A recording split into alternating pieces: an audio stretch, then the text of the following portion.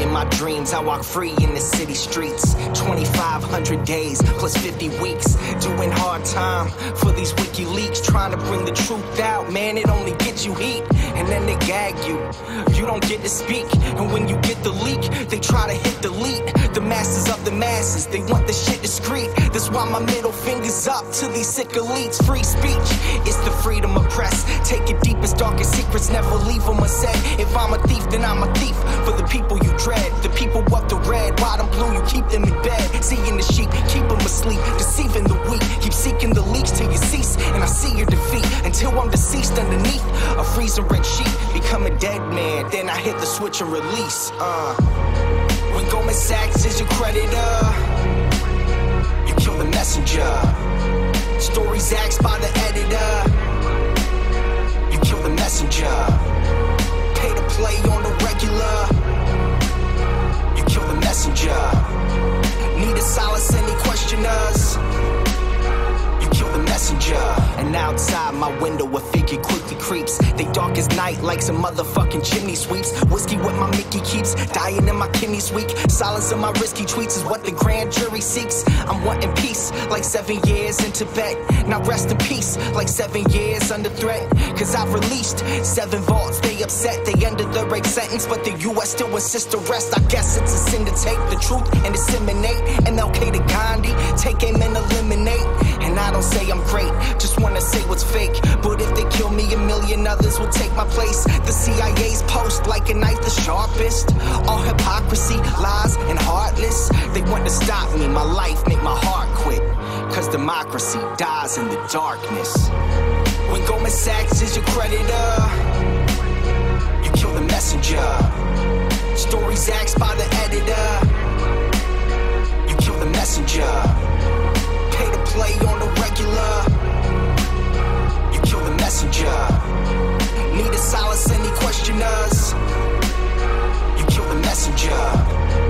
When the vote count is irregular, you kill the messenger. You caught spying on a senator, you kill the messenger. Removing voters from the register, you kill the messenger. Need a solace, any questioners, you kill the messenger.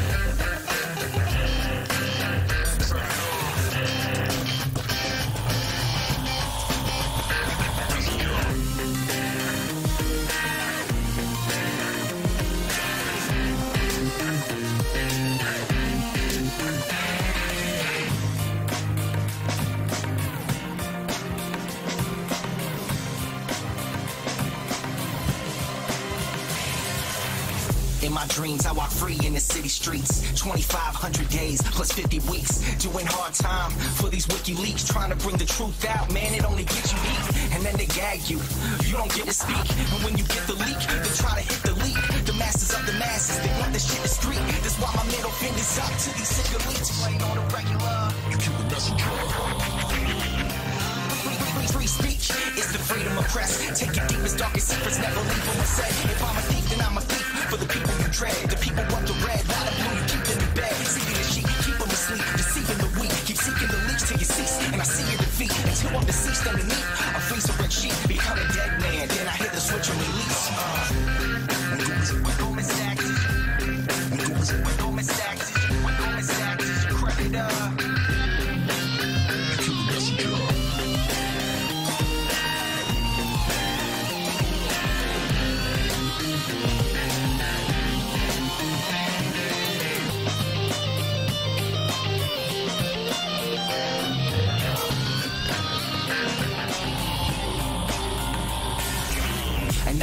my window, a figure quickly creeps. They dark as night like some motherfucking chimney sweeps. Whiskey with my Mickey keeps dying in my kidneys weak. Silence of my risky tweets, what the grand jury seeks. I'm wanting peace, like 7 years in Tibet. Now rest in peace, like 7 years under threat. Cause I've released 7 vaults, they upset, they ended the rape sentence. But the US still insists to rest. I guess it's a sin to take the truth and disseminate. MLK to Gandhi, take him and eliminate. And I don't say I'm great, just wanna say what's fake. Will if they kill me, a million others will take my place. The CIA's post like a knife the sharpest. All hypocrisy, lies, and heartless. They want to stop me, my life make my heart quit. Cause democracy dies in the darkness. Cause democracy dies in the darkness. You kill the messenger. You kill the messenger. Democracy dies in the darkness. Darkness.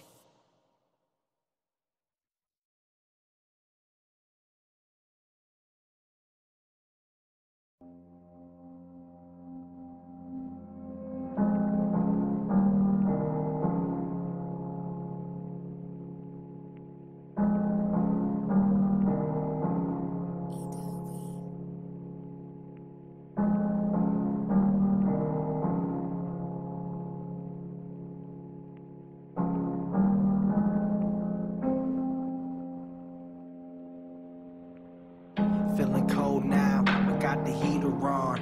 Feeling sold out, even though I'm keeping strong. But can I hold out when every bit of freedom's gone? They want me rolled out, never to sing freedom song. I wanna see the sky, I wanna feel the rain. But gotta keep away from windows, that's some window pane. It's just a shame, couldn't have planned out all our dreams. Now I scream, cause there's a man in the machine. But the train is off the tracks, and damn it's losing steam. I wanna call Christine, I haven't seen since 013. I'm missing life like 3 strikes each night. Seems like 3 nights ain't right. Can't fight, space light, hate life. Wanting to be snake-like, shutting off this gray life. In the dark can't make light, but where I'm headed now is brake lights. Where I'm headed now they break lights.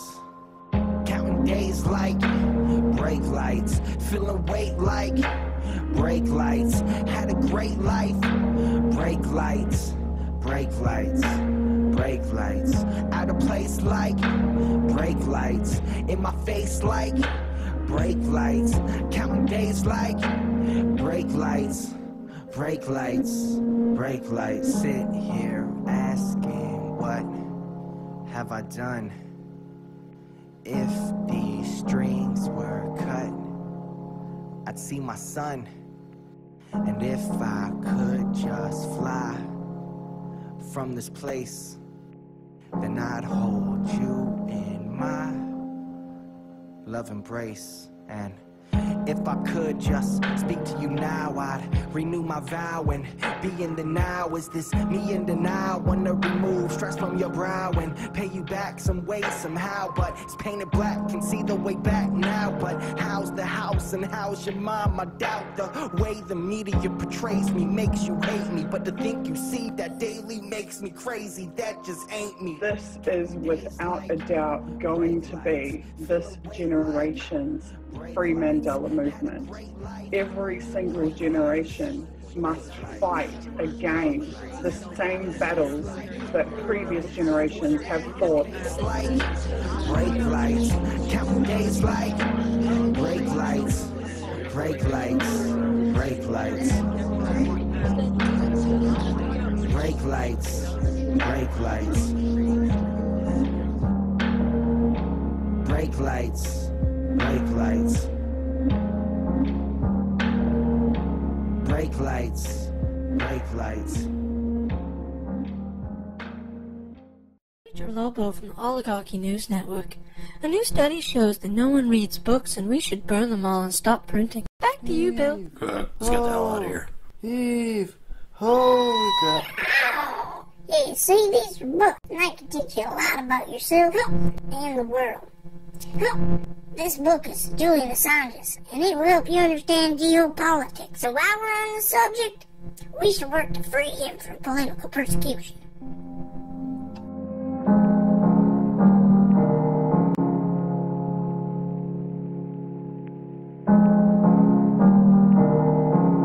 Adobe.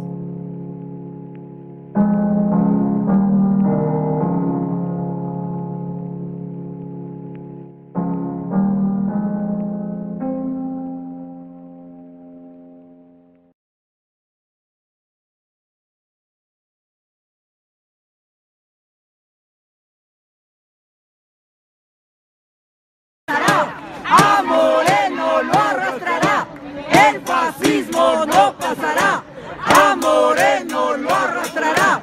El fascismo no pasará. A Moreno lo arrastrará. El fascismo no.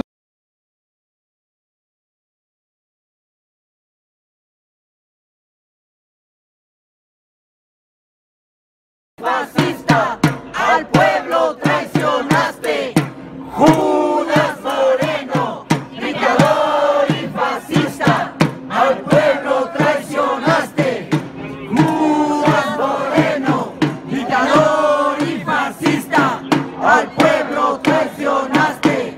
Judas Moreno, dictador y fascista.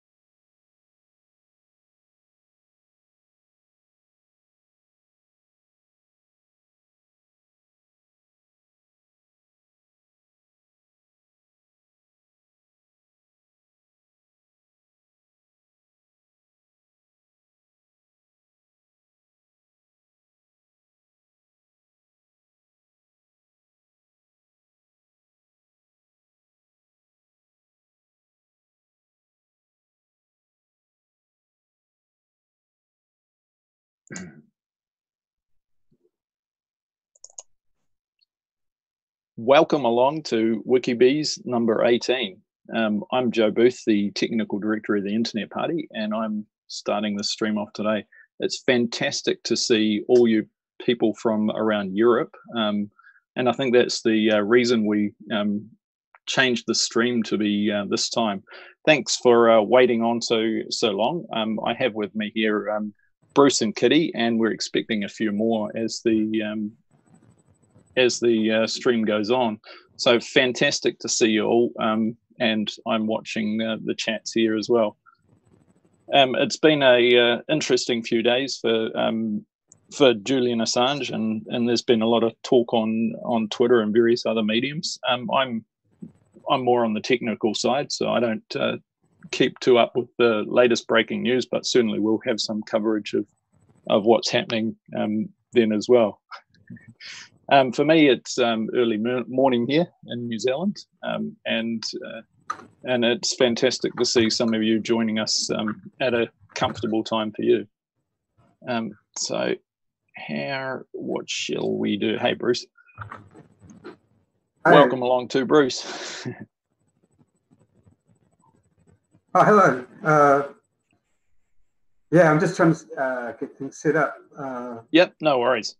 I suppose if you want to ask what I've been doing for the WikiBees in the last little while, we have it's awesome to see the new Spanish channel that was set up thriving, and we've had a number of overseas posts of news, and I think the idea there and I don't often get to watch these streams during my work hours, but I think the idea there was to ensure that we do have a channel to communicate in real time between some of the people in Ecuador and some of the people breaking the news around the world. So it's fantastic to have you all along, and we'll see how it all goes. I see the periscopes working. I'm seeing lots of French in the channels. Salute. Hi Mulan and others. So it's fantastic to see you all. Yeah, that's excellent. Yeah, so this is a European friendly Wikibeats for the first time, and we'll try and get we've invited some people on, hoping they're coming on. Anyone from the Ecuadorian embassy in London at the vigil guarding Julian, you're very, very welcome to come on. And we've invited a couple of long-time vigilists, and just an open invitation to turn up at any time and report from the embassy, which is wonderful. Today is a Unity for J Global Day for Action. So people are invited to do any little events anywhere around the world. And it's evening in London, so it might be a little late for the European events and the British events.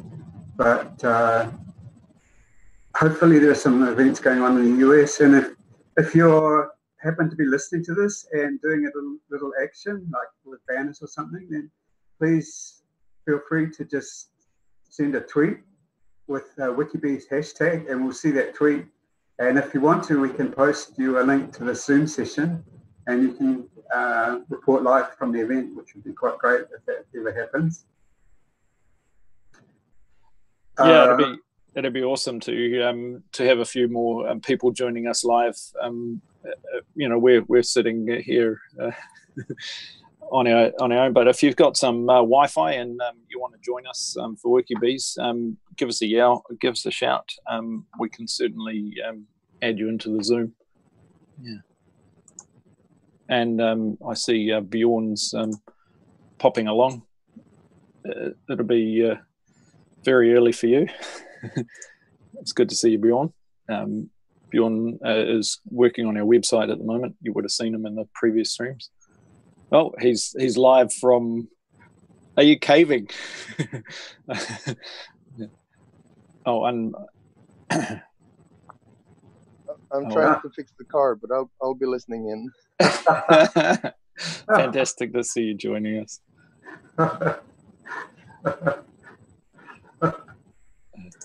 So yes, that offer is there if you want to join us from wherever you are. This is what Wikibeats is about working real time to do something for Julian, to show you what we're doing rather than just sitting behind computers on our own. And it's always great to work when you've got company. So yeah, it's fantastic. Yeah, so people are also tweeting with the Wikibeats hashtag. If you tweet with the Wikibeats hashtag, I'm trying to monitor that and promote you, retweet you to the main Unity for J account. So people are doing live tweeting at this event. And Fly's there. Hi, Fly. And we're also trying to get on Jose Rivera to do a live report from Ecuador.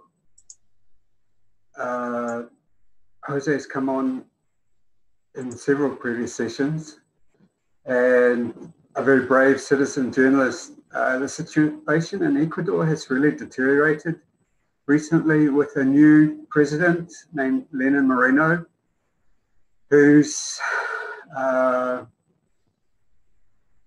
you recall that the previous president, Rafael Correa, was the one who granted asylum to Julian Assange in the embassy. That's why he's in the Ecuadorian embassy. And the new president campaigned under the same policies as Rafael Correa. And as soon as he got into office, he started completely changing things, and he's fairly hostile to Julian, and so that's why Julian's asylum in the embassy is in great jeopardy at the moment. I can show you. Oh, what are you showing, Joe? Just some of the WikiBeast tweets, but yeah, you can show as well. Just while we're talking. Okay, I'm trying to. Yeah, I'll show some of the news. Yeah, go for it. You share when you're ready.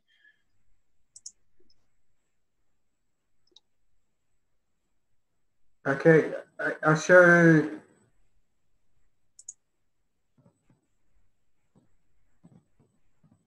Let's see. I'll show. This is Jose Rivera. He's an active tweeter as well, and these are some of the recent events. So the foreign chancellor has tweeted his resignation to the president. So there's a lot of things happening. I'll try and find. I'll just go straight to his Twitter account because he's very active. Roger Waters. Roger Waters was just in Ecuador a couple of days ago, concerned about Julian Assange and trying to speak to the president, and also concerned about the environmental issues, the big oil spill that's it's been a dispute between Ecuador and Chevron for decades, a massive dispute because about 30,000 indigenous people in the Amazon region had their land polluted by Chevron, and they had a massive court case running for decades, and Roger Waters was part of that. I'm trying to find the tweet. So, Jose, hopefully you'll fill us in later. This is a tweet about the Vice President Glass, who's remained loyal to the previous president and who's been thrown in prison, and who is on a hunger strike. It's just past 1 month, and he's in serious danger of dying. So it's a very dramatic situation, and it's not being covered by the mainstream media. Incredible scenes going on. This is a protest.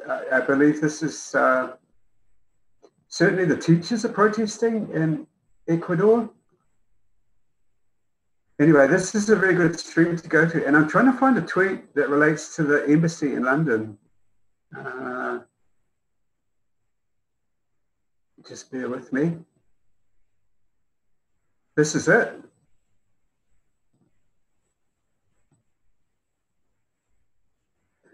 Dictator Lenin, who's the president of Ecuador, ended the term for Ambassador Abad at the Ecuadorian embassy in London, where Assange is living. Does this mean a new strategy to get Assange out? So the background to this is that this ambassador was a very useful intermediary between Julian, negotiating between Julian and Ecuador and the UK. And so all of the staff have recently been replaced. And the other thing that's going on, some scaffolding has been erected, and there's a new tweet on that also from Jose. I'll see if I can find it just quickly. Yeah, bear with me. If you have a keyword, I can search it for you. Yeah, one way or the other. I don't think it's too far down. So let's see. This is a wonderful Twitter account to follow if you're interested in Ecuador and if you're interested in Julian Assange in his relation to Ecuador. So I tell you what the tweet is. They said that they're remodeling the embassy in London. All the scaffolding went up maybe about a month ago. and there was a break-in, I think, to Julian Assange's bedroom attempt that took advantage of the scaffolding to attempt to break in. And I think it was about 3-something in the morning. Julian Assange was awakened by he'd set up a fire extinguisher, I believe, as sort of a booby trap or a notification. And that fell over, and that alerted him that someone was trying to break into his room. So a very scary situation. This is odd. I cannot find his account. Isn't that interesting? I wonder if he's been shadow banned.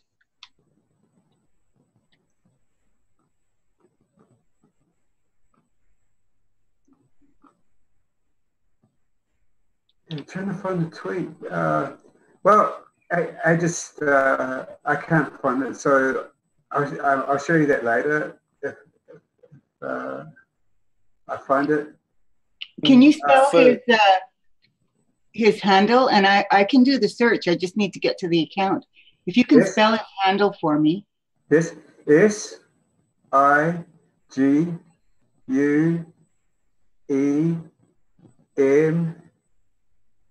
and then Ecuador.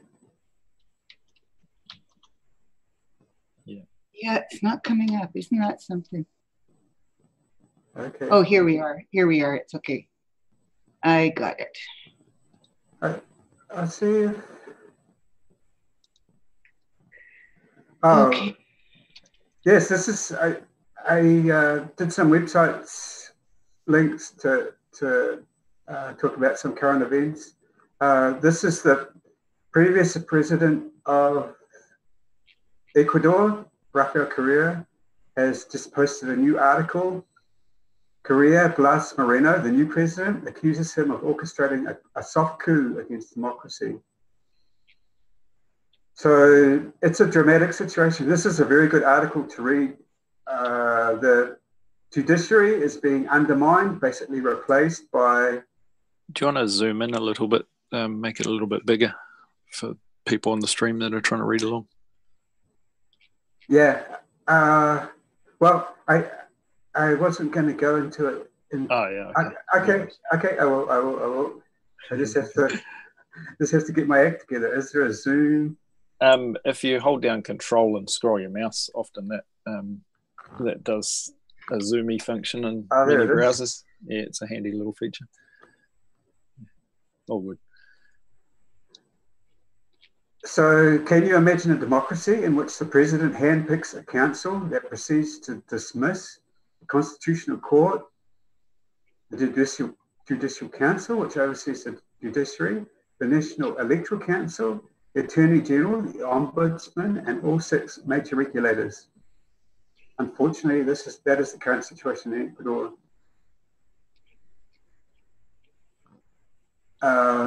So there are 5 branches of the executive in Ecuador. The article goes on. I won't try and look it up. Let's see what else I've got. Yeah, we can talk about this later. I think we've been talking in previous WikiBees about really getting Julian's voice out as the best advocate of anyone for Julian as Julian himself. So this is one of his famous speeches, that lies create wars.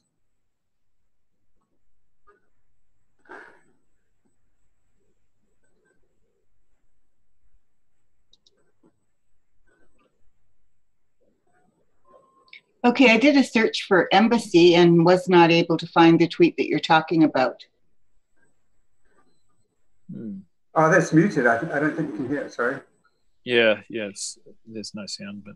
So his famous quote, "If wars can be started by lies, then peace can be started by truth." So we can play that later. I've got a message which might be someone coming on. So I'll stop share so I can look at the message. No worries.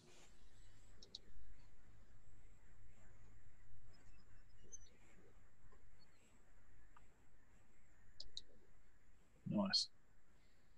Okay, the The message is from Jose. He'll be on later in the session, maybe in about 1.5 hours. Awesome. So this is a 3-hour session, and he'll probably be in after about 2 hours. Awesome. So are there any comments from the panel, from chat? I'm just looking now in the, I'm going into the YouTube chat because that's the most active. There aren't any questions yet that I can see. No, mainly just supportive comments. Yeah. People asking for the number for the embassy so they can call directly. Yeah, we'll try and. Well, I suppose it's all new staff that aren't necessarily helping Julian, right? Maybe. Well, one of the dangers of that is that if he doesn't have anybody that's a friendly face, they can literally say anything about him, and claim that he's violated the agreement, and he has no recourse because he doesn't have anybody who will stand up and tell the truth, right? Yeah. So that is quite a concern. That it's essentially a hostile environment for him, even more so, without friendly faces and without supportive people in the embassy itself. Which is exactly the point. It's he's a captive in solitary confinement without any support. And if they're even denying his lawyers to visit to help him prepare for some of these court cases that he's trying to reestablish some of his rights, then that's even more concerning. So yes, we can see exactly the 24/7 vigil outside. That's the closest people can offer some support. Has there been any more visitors since the last two that I heard about? Have many people made it through the gauntlet of the new protocol of what you've got to sign up for if you're visiting? I've only heard of the two, and so the lawyers were refused today. Really? Yeah. Can you find a link to that story? Could you? Yep. That'd be excellent. Absolutely. It's on Unity4J, so I'll get it for you. I'll show you something else that's a really nice article that's just come out from Nozomi Hayase. So Nozomi's been on Wikibase several times and also on the vigils. And she's a scholar of Julian Assange and WikiLeaks. And her articles are really amazing, really get to the point. And this has just come out November 22nd. And it's, do you want me to zoom in again? So control. Do you want me to put the article in chat here? Oh, up to you. Sorry, the link to the tweet. So this is a tweet from WikiLeaks, and they said that he cannot, the lawyers have been denied access. Oh, okay, and then I can screen share it. Yep. Yeah, that'd be excellent. Okay, so so back to Nozomi. This is her article, Prosecution of Julian Assange, America's Betrayal of Its Own Ideals. So actually, Nozomi's been invited to come on again, so hopefully she'll come and talk about it. She's fantastic. I love her work. But completely up to it.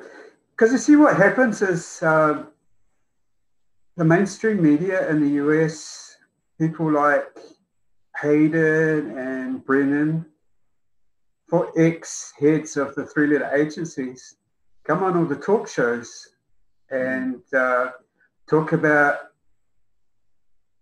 I don't know, Julian Assange is a criminal or something like that, and he should be prosecuted. And what Nozomi's saying, and what we all should be saying, is that Julian Assange is a publisher, just like any other publisher. He's just better at it. And he's protected by the United States Constitution, the First Amendment. And this is what Nozomi is talking about a lot, is that, I'll just read it. As Trump's administration now carries on Obama's legacy, vowing to destroy WikiLeaks for engaging in publishing activities that are protected under the First Amendment, American people are slowly coming to see their own government's dirty war that has been waged in their name. So, so it's a very good article, and I recommend it to you. And hopefully Nozomi can come on later and talk about it.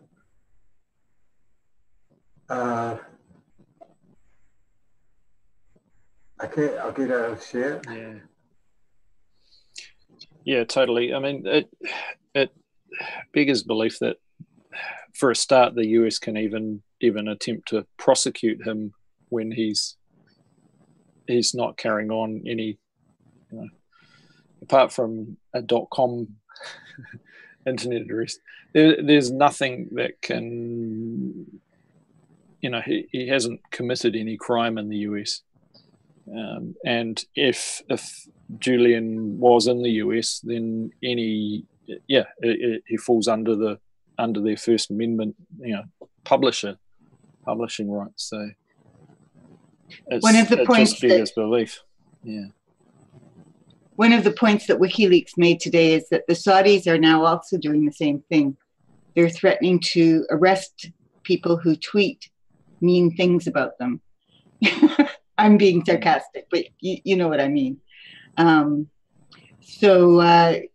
Once you establish this, that you have a right to arrest people globally for doing what you consider a crime, or for breaking a law in your country when they're in another country, once that precedent gets established, it's a very dangerous precedent to have. Yeah, well, one of the concerns, there was a number of concerns in New Zealand here recently when the Harmful Digital Communications Act came through, which is essentially a law which is designed to reduce online bullying, which we're all in support of. People shouldn't be able to bully other children, but once you dig into that, there's ways that harmful digital communications can be used to silence people who are harming other people, saying something against the status quo or saying something that way. So a lot of this legislation that comes in that seems to be for our good has also that alternate meaning, and that's not to say that it's going to be used that way, but it's there, and you always have to be concerned about some of these laws that are brought in with support. Well, in this case, no one really wants these things, but then are used or can be used to to reduce your rights rather than improve your liberties. Well, I think sometimes they're intentionally written that way. Because I think so what too. their actual agenda is, right? So they say, "Oh, it's anti-bullying," when the real agenda is censorship. That's right. And it's you might wait a 6 months or something and you see a case go through, but certainly the laws are there, ready and waiting for censoring these voices that are speaking out against the mainstream or against the status quo, because that's harmful to the status quo. Canada's NSA, the CSE, did a recent report I think it was at the end of last year, where they talked about how democracy was being undermined in Canada by, and how they had to address the problem. But their concept of democracy was that MSM was legitimate and WikiLeaks was undermining democracy, right? Yeah. So they completely negate the fact that most of the fake news comes from MSM. And the only thing WikiLeaks did was expose the corrupt, illegal actions of the powers that be. Yep. Yeah, you speak truth, and yeah. Do you hear me now? Yep, we can hear you, Bill. Yeah. I think it's worth mentioning also that because many are tweeting that he's a traitor and so on, but you can't really be a traitor to when it's not your country. I mean, he's not an American. Yeah, well, that's the that's truth. kind of not possible. Yeah, and that I think was my point before. You know, he's not a US citizen. He's an Ecuadorian citizen, and in which country he's done no wrong, according to their constitution and their laws. He's also an Australian citizen, who also protect the right of the press.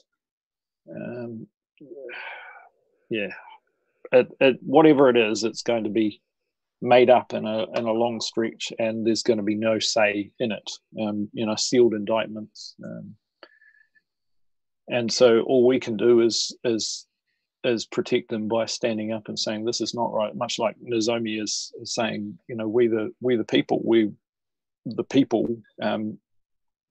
this is not right. Yeah. People are asking in chat about the secret court in Virginia. And essentially the status of that is that the Reporters Committee, and it seems that Julian Assange's lawyers are working with them, are trying to get the charges unsealed so that they can determine exactly what they are. Now, one of the lawyers was saying that essentially because the charges were listed in the Eastern District of Virginia, that they were most likely related to the Iraq war logs or Snowden, because that particular court is what they call the espionage court, and it deals specifically with espionage crimes. And if people are interested, the video to listen to is the John Kiriaki's video that we have been posting on the Unity for J Twitter feed, which talks about why Julian Assange cannot get a fair trial in the US. So if you look for that video, I'll see if I can find the link actually and give it to them in chat. That's the one that explains why. Now, the hearing on Tuesday is related to that particular hearing to have the charges unsealed. And that's the one that Ecuador has refused to allow the lawyers to meet with Julian to prepare him for that hearing, which presumably he will be testifying through video. I'm just making an assumption here because WikiLeaks didn't specify. They just said that he needed to prepare for the hearing.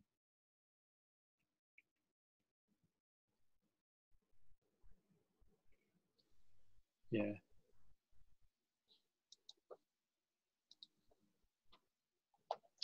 So I'll switch back together.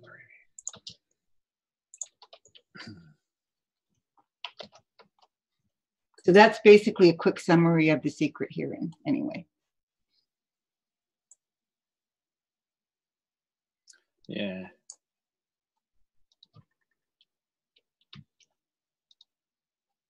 Yeah, so I found that tweet from Jose about renovating the embassy, so I'll just share that with you.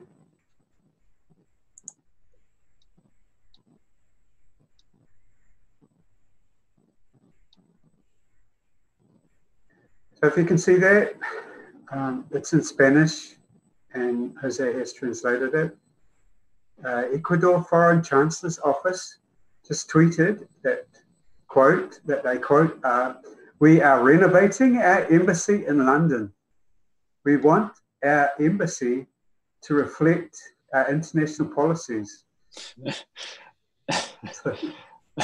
Yeah, our international policies. The most recent ones have been those deals they've done with the US and with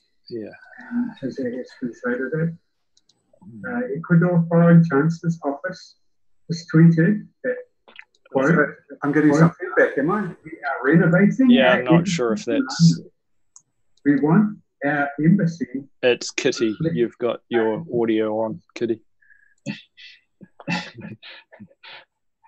You don't show up in the speakers without video, but I've actually figured it out. So they have all this scaffolding that they've put up, right?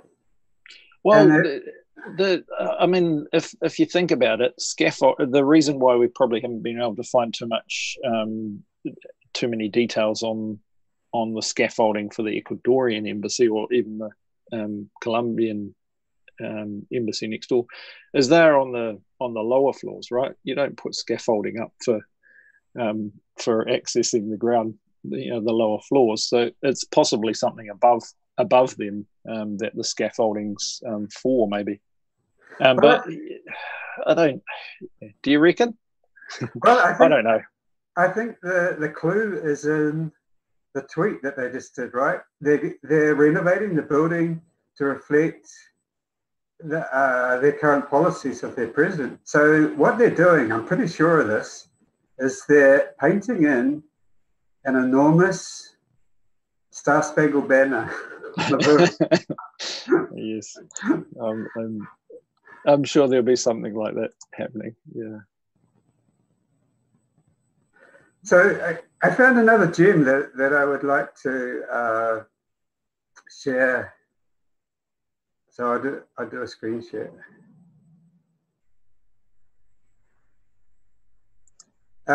Again, we're always emphasizing that the best voice for Julian is Julian. So do you see that nicely? Yeah. This is an amazing find. It's from 2012. Yeah, the Julian Assange show was fantastic, and you will notice General Sands and the likes have sort of taken advantage of the popularity of the Julian Assange show, and now that's the sort of continued on in his absence to try and get the people in for their propaganda and.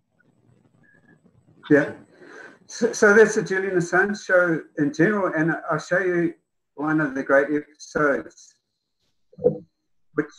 Which relates to he interviewed Correa, the very brave president of Ecuador at that time, who granted him asylum when the greatest nations of the world were trying to get him. And so this episode is just amazing. Correa was invited on to Julian's show, and the respect and admiration and I think love between the two of them was pretty obvious on display there. And Correa is quite a charismatic character, and well, I'll just play this quote that I really like. Where society rules them. I'll go back just a little bit, and then I'll play it.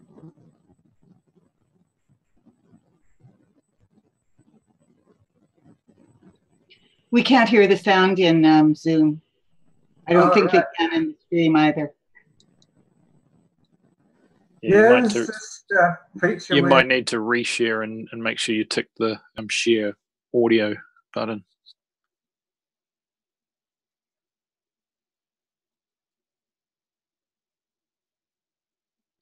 I think somewhere in the screen share, there's a link that allows you to.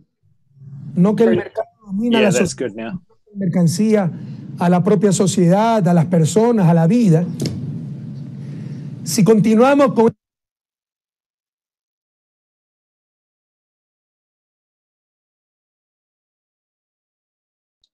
Now your audio is turned off, Bruce. Yeah, but it's a beautiful quote about how he's transformed Ecuador, which he really did. He kicked out the Americans from their base. He talks about it earlier in the video. It's quite funny. He said, Julian Assange asked him, hey, what are you doing kicking out the American military base from your country? And he said, well, we didn't really have a problem with it, but we decided that if you're okay with putting a military base in our country, surely you won't mind if Ecuador puts our own military base in Miami. And under those circumstances, we'd be happy to keep your military base. But otherwise, I love that attitude. It sounds fair. Yeah, it's absolutely fair. He's got some great quotes. I mean, he was quite. I remember he said once, "Why don't the US stop all their wars and use the money they save to educate all their citizens on the values of universal human rights?" Yeah, the world would change, right? How many trillions of dollars are spent on military spending? Yes. The world would change. Yeah, so he's quite a character, and I commend that interview to people. Hopefully someone will tweet out the link to it. That interview and also the whole series that Julian Assange did back in 2012.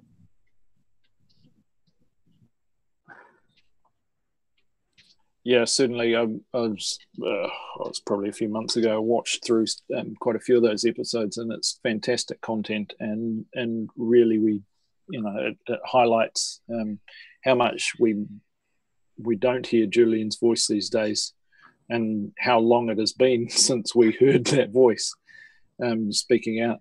And it was always insightful, and it was always quite delightful. So I recommend going back to watch some of those episodes if you can. Just to let you know, Bruce, Kieran just messaged in DMs for Unity for J. Yes. And he said that he just woke up and he wanted to know how long the show would be.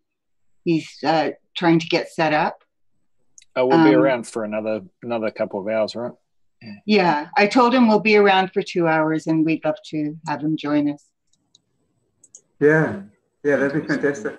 I also asked Emmy Butlin to come on, whose Twitter handle is Greek Emmy, @Greek Emmy. Oh, Greek Emmy, yeah, she's great. She's one of the long-time vigilists, and I just gave her a general invitation, and she said, she said she was interested, and also gave her an invitation to invite anyone else who's around the embassy to come on to the show, because, that's ground zero for us, isn't it? That's where Julian is. Yes, and it would be good to get a report from someone who's boots on the ground there. Yeah. Yeah, so that'll be excellent. Looking forward to that if Kieran can come on. He's also a great storyteller as well, so I'm sure he'll have a lot to say. He has years of experience as a boots on the ground, social activist. Absolutely years. It's so rich, his experience and his history. Yeah. Yes. Yeah, he's fantastic, isn't he? Yeah, if you while you're talking, I'll try and find an old interview with him, which is really interesting. But I can find that for you if you want me to give me a minute. I can find it for you. Do you know it? Yeah, I know what you're talking about. It's in the Unity for J YouTube channel. The original, yeah, the original emergency vigil.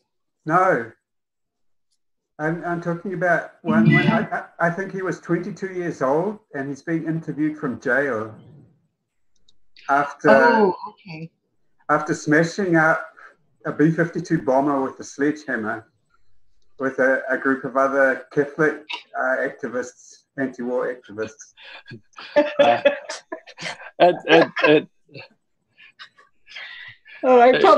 Some of us regret our former actions, but some of us stand by them. He says, I sometimes look back at I don't know, 15, 20 years ago, some of the things I used to do. and think, man, I was a bit more alive and a bit more on the edge back then. No, Kieran. I mean, Kieran's coming on later, but he's been very consistent through his life. I think he's been an activist since a young age, and with the Catholic workers movement. He'll explain it. I'll ask him when he comes on. But that was a scheduled event that a group of activists did. They planned it in great detail. They prayed a lot. And it's just a wonderful video. So I'll find it at some stage. Yeah, sorry, that one I'm not familiar with at all. I was just thinking back to his when he came on and talked in our original vigils. It was fantastic. That's the one I was thinking of too. Yeah, and it was an excellent one. It's something that if you're, and a few people in the chat have said exactly that, if you're standing up for just human rights, if you're a person who believes in the dignity of the human soul, then Julian is certainly someone you can stand up for. And I think with a lot of these people that are stuck in the vigil, they have a great deal of faith and a great deal of belief in what they're doing is basic human rights, and as basic standing in solidarity. You don't really need to bring politics into it, as Unity for J does. It says you can just stand up for Julian's human rights as a person. That's an important point to get. People don't have to agree with us. People don't have to agree with our campaigns. They don't have to agree with, the people we bring on our platform. Just do your thing to support Julian, whatever it is. Yeah. And that's unity. That's, together we can stand in solidarity with Julian. We can stand up for the basic rights that he should have. Me personally, I totally stand up for his right to connect to the internet and say what he wants to say. And this is a basic right for many of us, the ability to have freedom of speech, just to say what you believe. And his voice, if anything, is a lot stronger and a lot louder than some of ours, and it doesn't deserve to be silenced, no matter what the circumstances around it. You should be able to talk and communicate to other people in any medium. I think those are the foundational principles of the Internet Party as well, that you deserve the right to be able to connect with other people, to be able to have your voice heard no matter how small. Stand up for it, people, as a basic right, and unite together for Julian. One of the things that I've noticed in the last week or so is that there are a lot more blue check marks, Twitter verified accounts, and a lot more articles coming from, for example, I think it was yesterday or the day before, Rolling Stone had an article by someone supporting Assange. So we're starting to see more and more of these verified accounts coming forward and saying basically that whatever happens to him impacts all journalists and all publishers, and people should start caring about this. It was fantastic. I think Christine Assange's message resounded loud and clear throughout a number of channels. She said, for you, in your situation, you're a journalist, you need to stand up. You're an activist, you need to stand up. You're just an ordinary person. You're a politician, you need to stand up. And you can't hear that message much clearer than from the mother of Julian herself. It was a very powerful message and very well timed. And I think it's had an impact. Very much so. Yeah. And people are realizing now that the charges were revealed, that this is very dangerous and very serious. I think it's finally sinking in to the journalists and the publishers that this is real.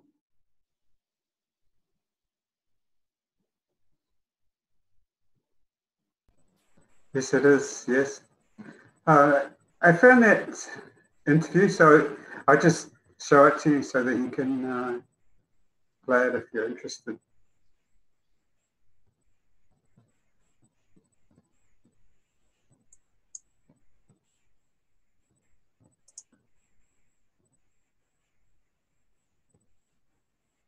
Oh, so I have to do a screen share. Hold on.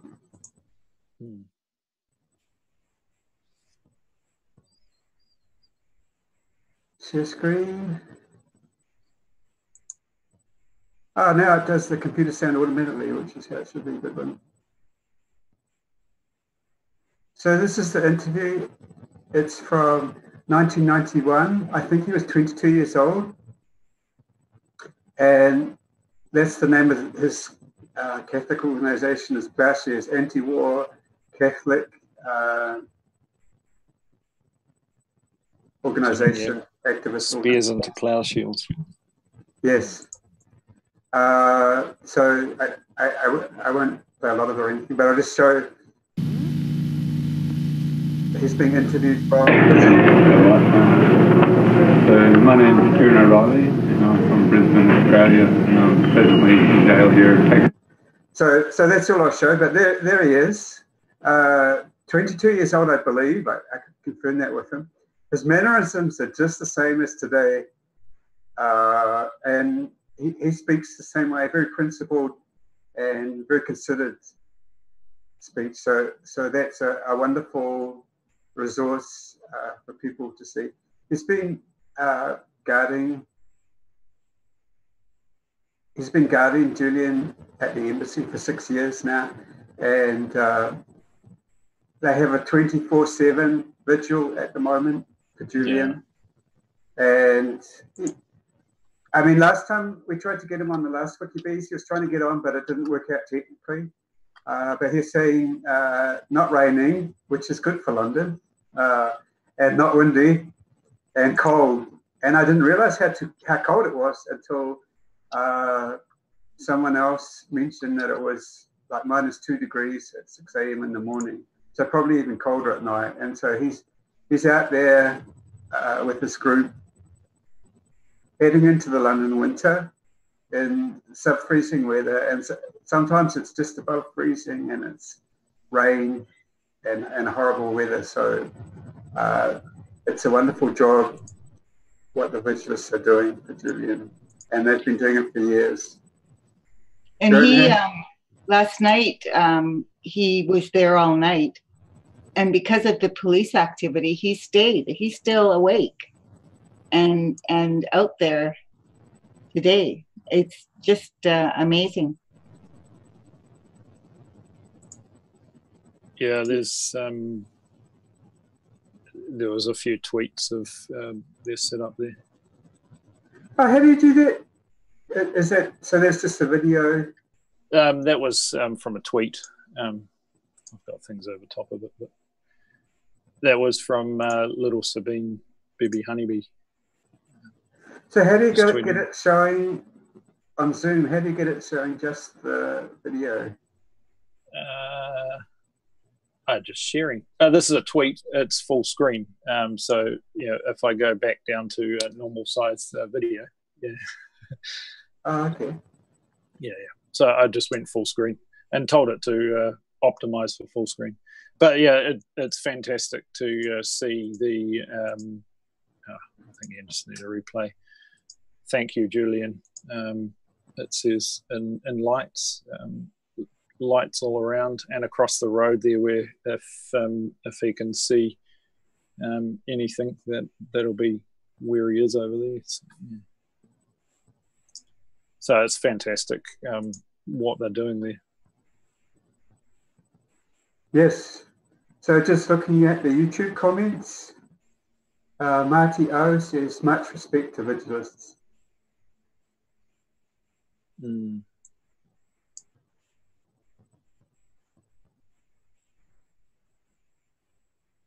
Yeah, So yeah, just thinking, you know, how our original vigil, you know, we were talking about, well, it's not really a vigil, right? We're just staying online for 10 hours, and then we did 20 hours, and then there was the epic sort of 50 odd hours. And, you know, I think bringing these voices to be heard, to speak out for Julian, has been a fantastic, there's just so many hours of great content that will, as someone just said, Julian will be remembered for centuries. But I think the efforts and the voices that have spoken out for Julian as well, we hope to hear Julian's voice again very shortly, right? But certainly this effort is worthwhile. It's worthwhile to stand up for these rights, to stand in unity for Julian. Yep. Cockatoo, who's one of the regulars really at Unity for J, says, "Yay, Kieran, we'd like to hear your news," and looking forward to having him online. So we weren't able to connect at the last WikiBee, so hopefully it'll happen this time. We'll see. Yeah, so if someone shared the Zoom link, there is also a phone call-in number if he just wants to talk. Certainly. But that would cost some money, I suppose.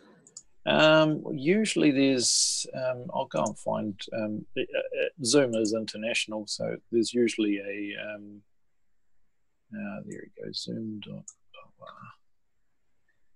There is a Zoom option, okay.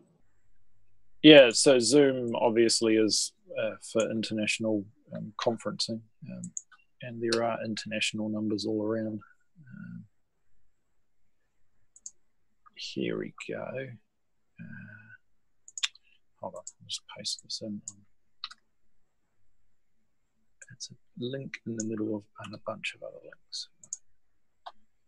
So just reading through the comments in YouTube again. So this is going back a bit. Moulin from France, one of the Unity for J moderators, I think, was commenting with Kitty about Julian Assange's case. District of Virginia is known as the espionage court. No national security defendant has ever won a case there. And that's a quote, a direct quote from John Kiriakou, who CIA anti-torture whistleblower, who was convicted there.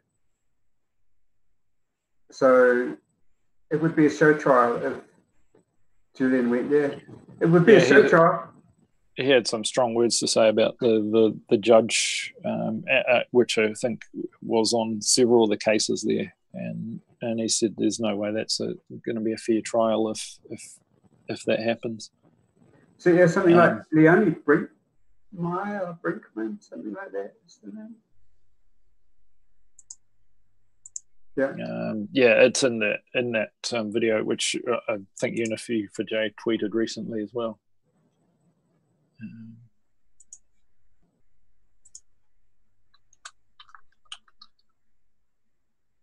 Stephanie Masalia says, commented also, as we commented, also yesterday, Kieran reported increased armed Metro police activity. So yes, that's what we were talking about as well.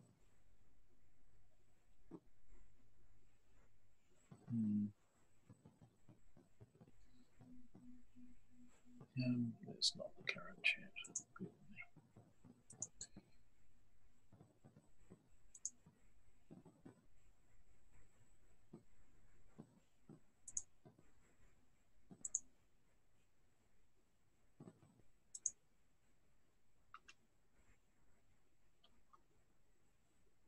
So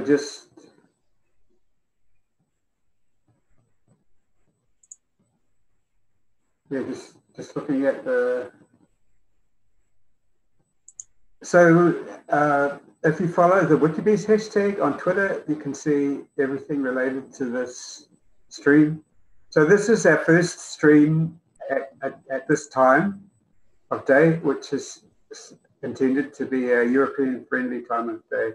It's the evening in Europe, and it's the afternoon or the late morning in the US, and it's early morning in the Antipodes, especially it was started at 8 a.m. for us New Zealanders, Joe and me, which wasn't too bad. For the Aussies, I think it started at 6 a.m. So we normally have a couple of Aussie panelists on, and hopefully they'll be along a little bit later.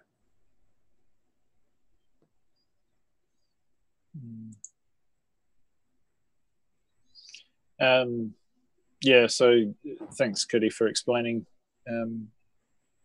in chat about Susie's absence. Yeah, Susie has sort of stepped back a bit from the fore, and certainly we're trying to step up. I'm usually behind the computer, hiding in the background, but it's good to be able to have a chat and do this in real time as well. Yeah, you do so many things, Joe. So I suppose you're having a go at doing absolutely everything today. Oh yeah. Joe's going to be getting some help. I mean, between some others of us, we're joining the tech team, and we're going to, take a little bit of the pressure off Joe and Evan, and become techies for a while. Yeah, totally. It's relatively lightweight, and I'm just sitting here with OBS, the stream project OBS, just looking at. In fact, yeah, I think I've showed it to people before. If I share my screen briefly, I just need to find my Zoom, and that is usually the challenge with. So if I go over to there, I don't want to share the sound, but yeah. So I'm sitting over here. I have the Zoom on one window, which this is not going to work too well because I'm showing the Zoom on the Zoom. I have the Zoom on one window and OBS on the other, and over here, this is where I can with OBS I can switch scenes to various configurations, and it's as simple as clicking a button. I better not press that one, and on the and so yeah, we've got on here a bunch of our pre-roll videos. You will have seen running some of the Unity for J promos, our break mix with brake lights and the like, and I can just click on any one of these and show you a video. So that makes it relatively quick to just switch between different content. Anyway, I'll switch back to what we're really doing. In the background to that, I think Joe is we're inviting or requesting help with this stream for anyone who's got experience with streaming or also has a powerful computer with a good internet link, right? Yeah. So that's the key. Just now sharing my my screen and my computer, I can hear the thing trying to take off. So I'm remotely controlling a PC with a bunch of resources and a good internet connection with the stream running off it. And in the past, we've had several computers prepped and ready for it, especially for the large vigils. We like to have a bit of redundancy. And on the other end, people probably haven't seen this as well, but we're using a tool called Restream. And so what Restream does is share out to our various channels. So you will be watching on Unity for J channel. Some of you are watching on Susie's channel. We're also streaming on Periscope here. We're live on Unity for J Facebook. And I'm also trialing out the IBM cloud video or whatever they've rebranded Ustream. I am paying a bunch of money for this. So if anyone wants to help out, I do need to pay the bills. So one of the bonuses of this is this restream chat, where it combines together all the chats from all the different channels, so we can have an overview of what people are saying on all the platforms. So you can see Periscope and the various YouTubes, and I can send out a message. Hi from Joe. Except I've got caps lock on. And it will go out to all the platforms. And in fact, because I'm linked into Susie's channel as well, it'll appear to come from Susie as well. What we are looking to do, and this is something, there you go. So Susie's just said hi from Joe. What we are looking to do is to spread our Facebook live a bit further. So if you've Facebook. If you've got a Facebook page or group and you would like to share out our content, this sometimes takes a second to load. I'll just pause this.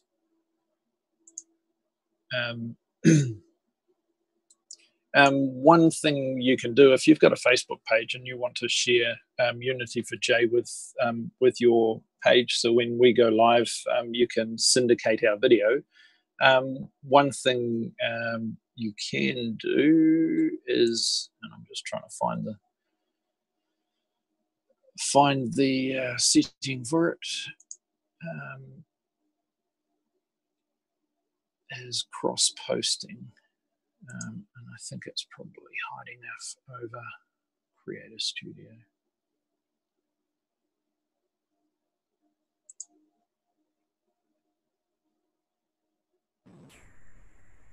No.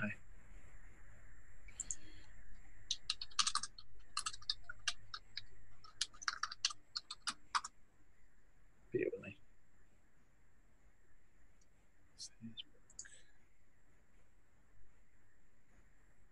Cross-posting relationships, that's what it's called. So if I share this, so if you've got a Facebook page and you're time out in Discord, and I'll just share this up.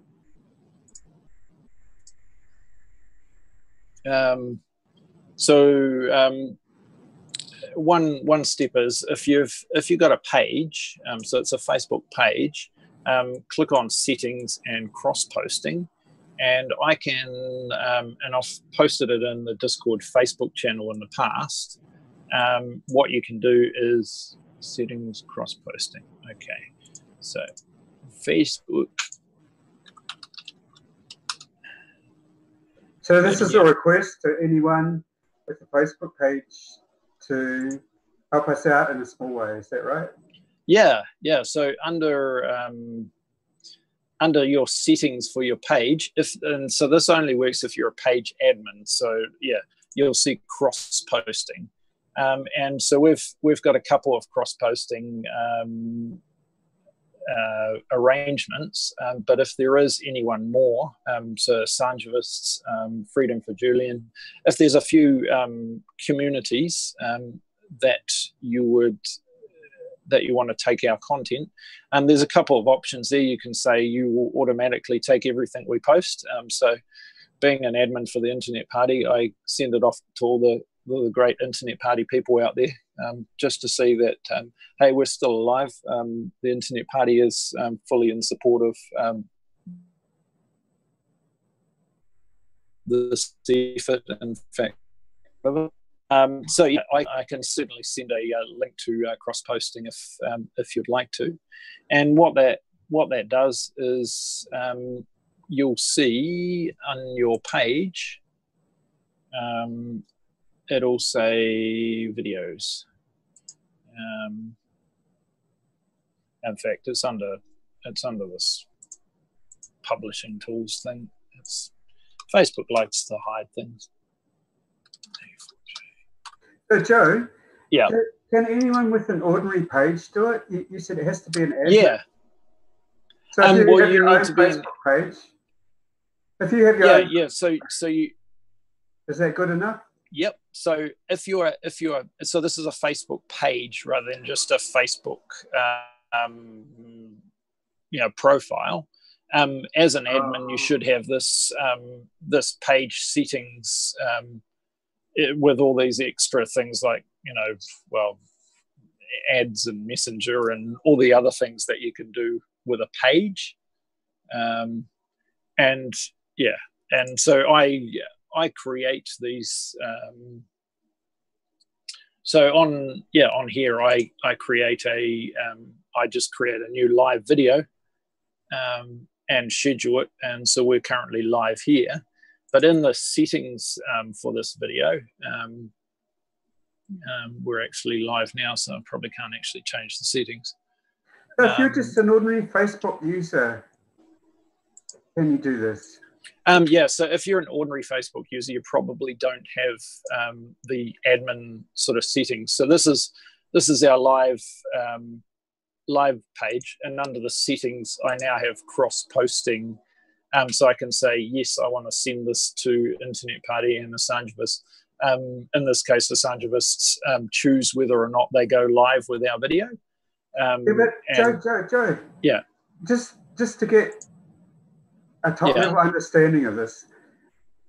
So if you're on Facebook, it's not good enough. You have to be some sort of administrator. So is there separate? So Facebook lets some people be administrators. What do you need to do to be an administrator? Well, so if you've ever set up a page for a cause or an action or for some sort of reason, and so many, if you go searching for you name it, there's probably hundreds of pages about Julian Assange. So if anyone wants to help, who knows Facebook, they can set this up, right? They don't have to pay any money. Yeah. So if you're, for example, an admin of the Pray for Julian Assange group, or Free Assange New Zealand, you name it, there's probably a million, or hundreds of Julian Assange Facebook pages. So a page is essentially, it's like a group in Facebook. So if you've ever joined a Facebook group, a group is more a sort of, closed or a chat sort of thing. A page is more a online presence where you can publish things. And so if you're in a page, certainly you can take our videos and republish them essentially as your own. And you don't need to, and you can do that automatically. So it's called cross-posting. Okay. So basic, I mean, it's hard to absorb all that information here at the moment. So, but the basic point is that anybody who wants to can help us out on Facebook by cross-posting our streams. Anyone who wants, and maybe they should contact you to show them in detail. Yeah. So if you're on Discord in our Facebook channel, certainly that's probably the place to engage with. So yeah. Yeah, and just to remind people, so our Discord is our work server for Unity4J. It's a gaming server. Maybe you can show them our Discord just to remind them. Yeah. So if I share, I'll find Discord. So we have about 3,000 people on Discord who are helping Unity4J. So it's a work platform to help people. Well, it's set up for gamers, really. It was set up for gamers. Yeah, so Discord... it's an app. Yeah, Discord sort of came about. A number of people in the Internet Party were gamers and using Discord, so we started using it for various things. I'm just trying to find Discord in my things to share. Maybe I need to click this again. Yeah, there we go. So yeah, on Discord we do have a WikiBees channel, which in theory is playing back this Restream chat as well. So Restream is posting into our WikiBees channel, and actually, including as someone mentioned in there. No, someone posted the GoFundMe link to Kieran's. Please do donate to support his vigil. And that photo is Kieran with Julian Assange, right? Yeah. Cool. Yeah. So GoFundMe.com/Sean Riley. It was in the chat a little while back. So yeah, our Discord is essentially a chat application for gaming, and so yeah, you get all sorts of well, I'm on all sorts of Discord channels, you name it, but primarily Unity for J is where I'm at. And on the left hand side, once you've joined, you'll end up in the introduce yourself channel. So this is how you start getting in Discord. So to get there, you have to type unityforj.com, the letter 4, /Discord, right? Yep, that's the way. So I've just posted that in the chat, which in Discord I think shows up as a indeed, Stephanie. Some of us are born on the internet and find it easy, but yeah, Discord. So there you go. I've just posted a link in the chat, and you can click on this, and this will take you through to the introduce yourself channel here, which just say a quick word to say who you are and what you are. And then you can go into, it says, it'll say, welcome, together we are going to save Julian Assange. Please do introduce yourself. Head to Roll. So Roll is a special channel here, which you can click through on. And up the top, it gives you a whole bunch of the roles. So roles are essentially the areas you want to work in. The teams, I suppose, areas you can work in here. This is not all of them, but certainly there's a good few. So, for example, if you've got a Google Plus account, do jump in and so if you just scroll down on here, what you can do is you can click are you good at tracking hashtags and event analytics. So there's a channel there with 65 odd people hanging out, and I suppose this is a question we were just talking about. Do you have a Facebook account or a Facebook group? So you can jump into Facebookers. Do you have a Gab account, a Google Plus? Are you any good at graphic design? So what you do is just tick a thumbs up, and what that does is give you, if I click on myself, I've just given myself the design role, I think, somewhere. It's under graphics. Graphics, yeah. Okay. So I don't really need that role, but I do pop in there from time to time. If you've got an Instagram account, if you're any good at law or understand legal basis, there are a few people in there. Minds, we've actually recently had a couple of people jump onto Minds and help out with our minds.com account. So we're certainly appearing there and a bit more. We have over 70 people who say they are musicians. It's fantastic to see some of the music. We have a bunch of people that are doing podcasts, so audio and small video podcasts. And one thing we do need a lot of is proofreading and spell checking. So certainly there's a team there. If you've got a Reddit account, we do post quite a bit on Reddit. And so beside each one, there's the channel, so you can just click through to this and see see what's happening there. You can also, where was I, role. There's also a sort of role or a name, and so if you type in @ in front of something, it'll come up with a list of all the groups you can mention.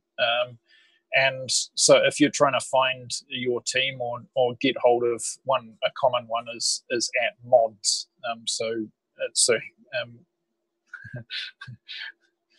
You don't need to feel stupid, Marty. I've just been doing this a long time. And I suppose the one we were just talking about before was Stream Team. So if you've done a live stream or would like to figure out how to, then certainly jump on board there.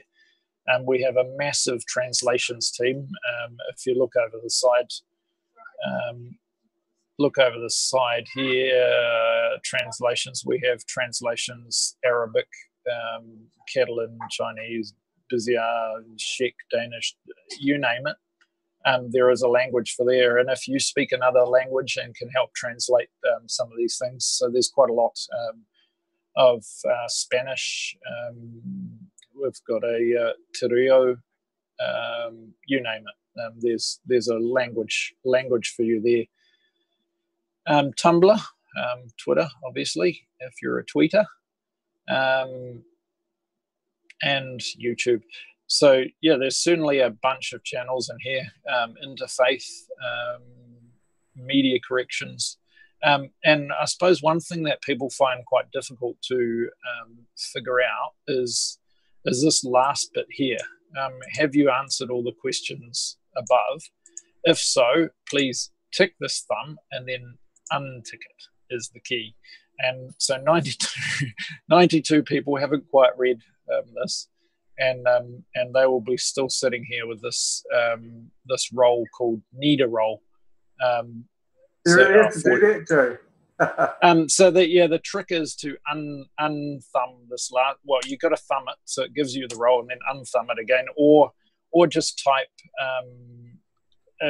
type done, and that will remove the role from you. It won't in this channel, but so why don't you just tell them to just type done?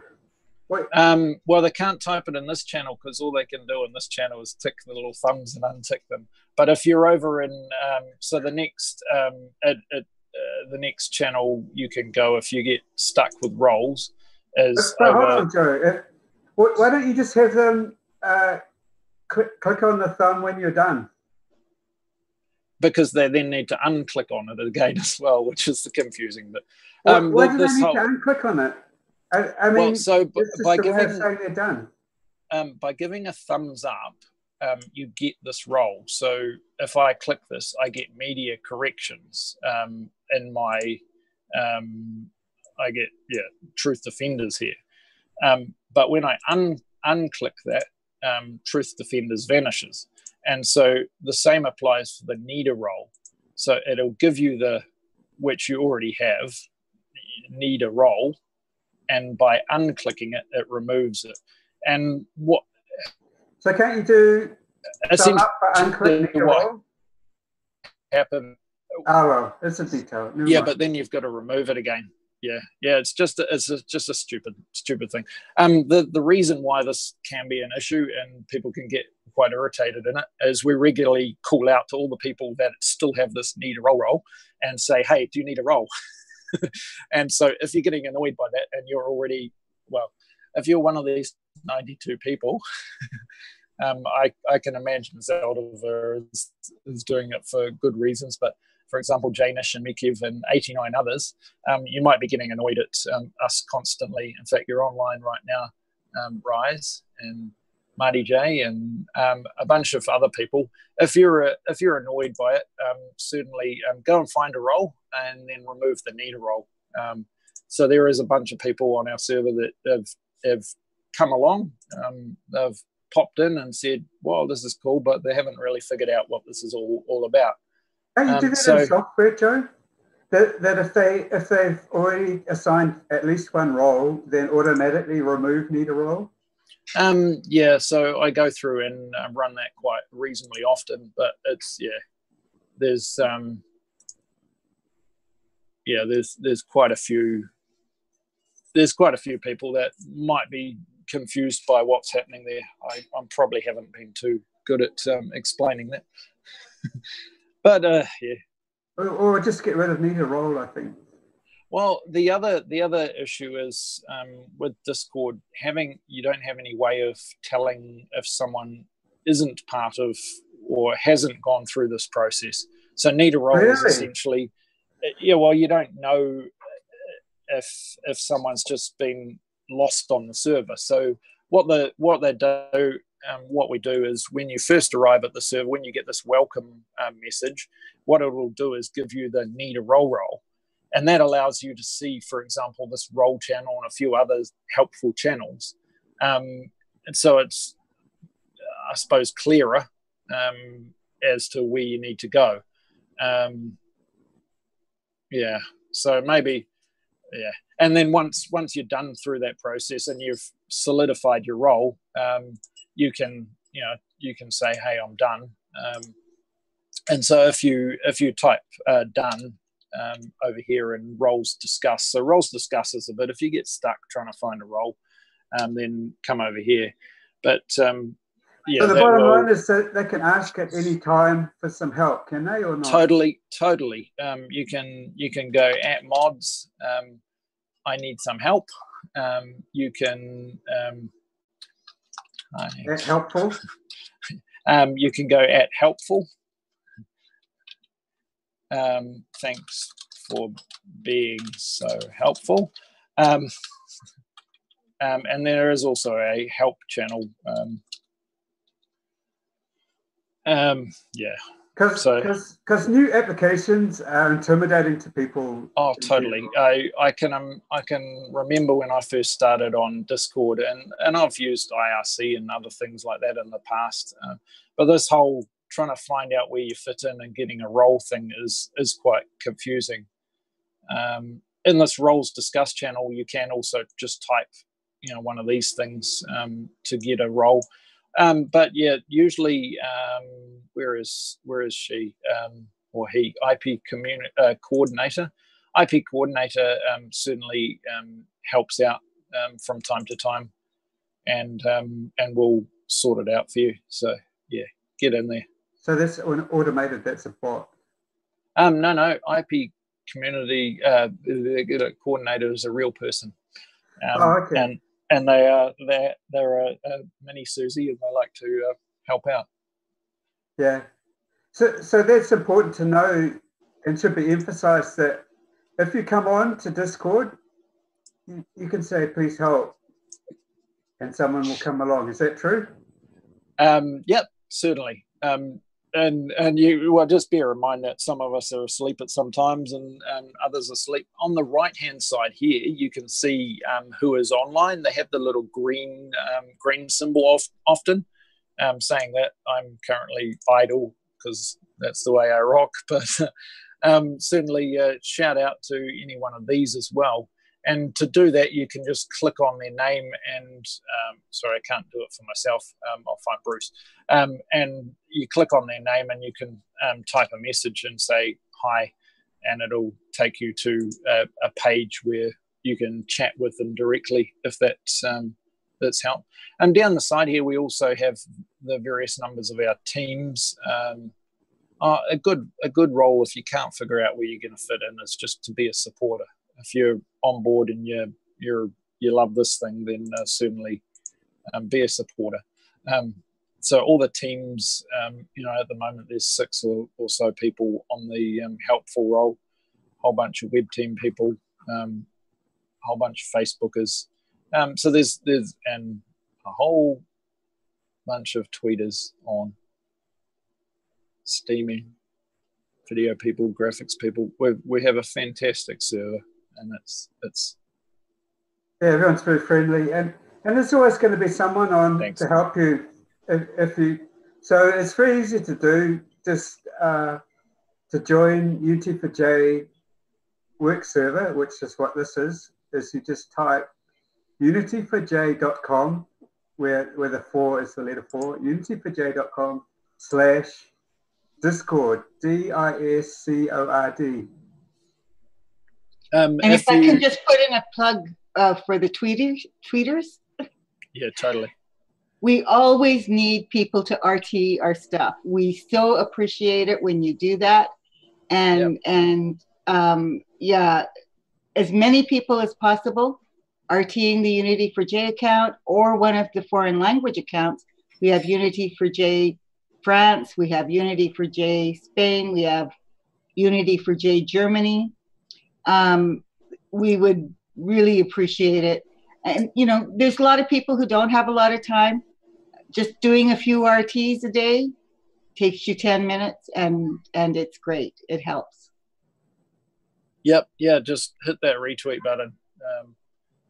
Maybe not this one that says we'll start in 40 minutes, but certainly share it around.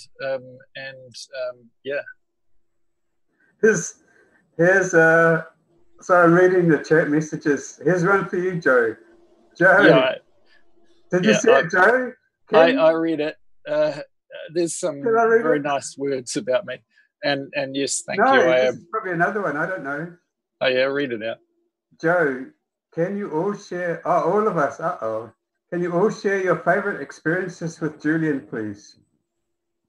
Because none of us have ever met Julian. I don't know Julian. I haven't, but certainly, certainly I love some of his humor and his just way he handles. He's handled some difficult speakers and difficult people over the time. I think I probably first saw him early on in some of the internet party things. So yeah, it's fantastic.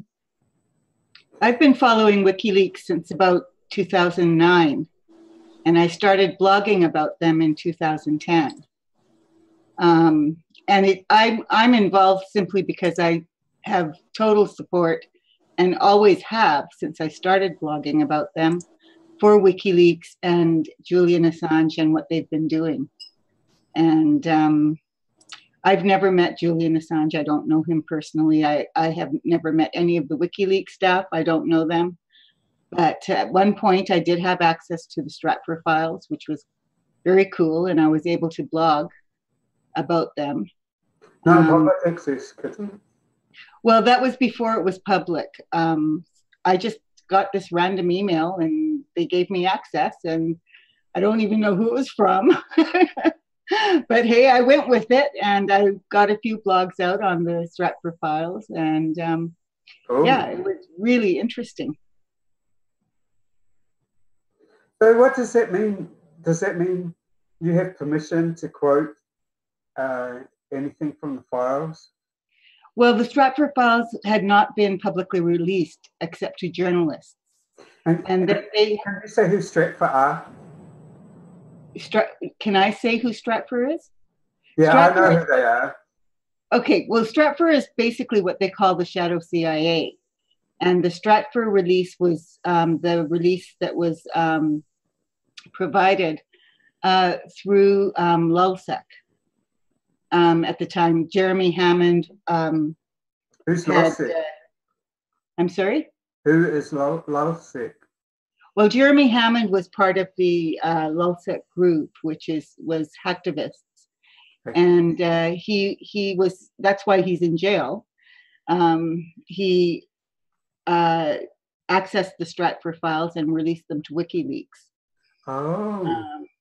And he was caught. Sabu was an informant and informed on him, and he was arrested and went to prison.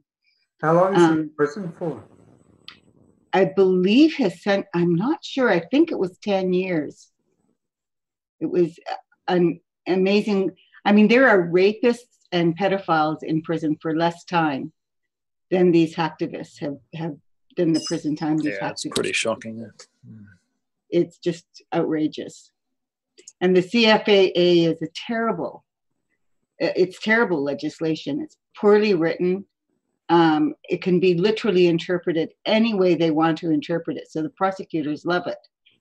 But it's very, very bad legislation, and it's legislation that doesn't understand or reflect how technology actually works today. And what role it plays in society and all of this. It doesn't understand it. It treats it in a way that doesn't make any sense.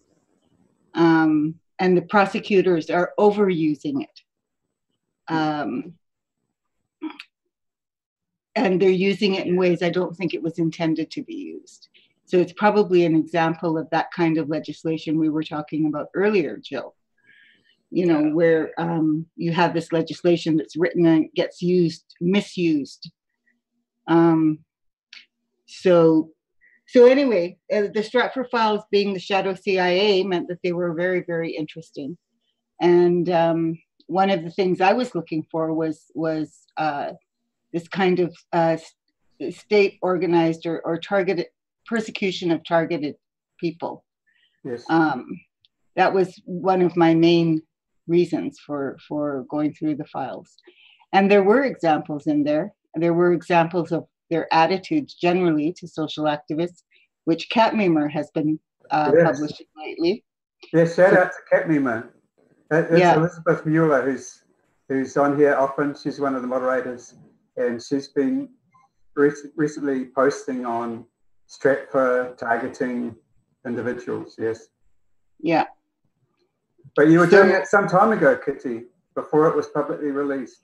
Yes, my blogs are from 2010, 2011, 2012 period. But so anyway, that's basically my connection. But like I said, I'm not a WikiLeaks insider. I don't know the long-term activists. I've never met anyone. And it was just a peripheral access in the sense that, you know, I didn't have, I'm sure, you know, it was just, I was able to search, basically, that's it, right? Yes. So, but it was what I needed to write. So that's the kind of thing. Great experience, eh? It was a fantastic experience, yes. I was so honored. I was so honored. It was such a privilege to be able to do that. I can't, you know, I can't even,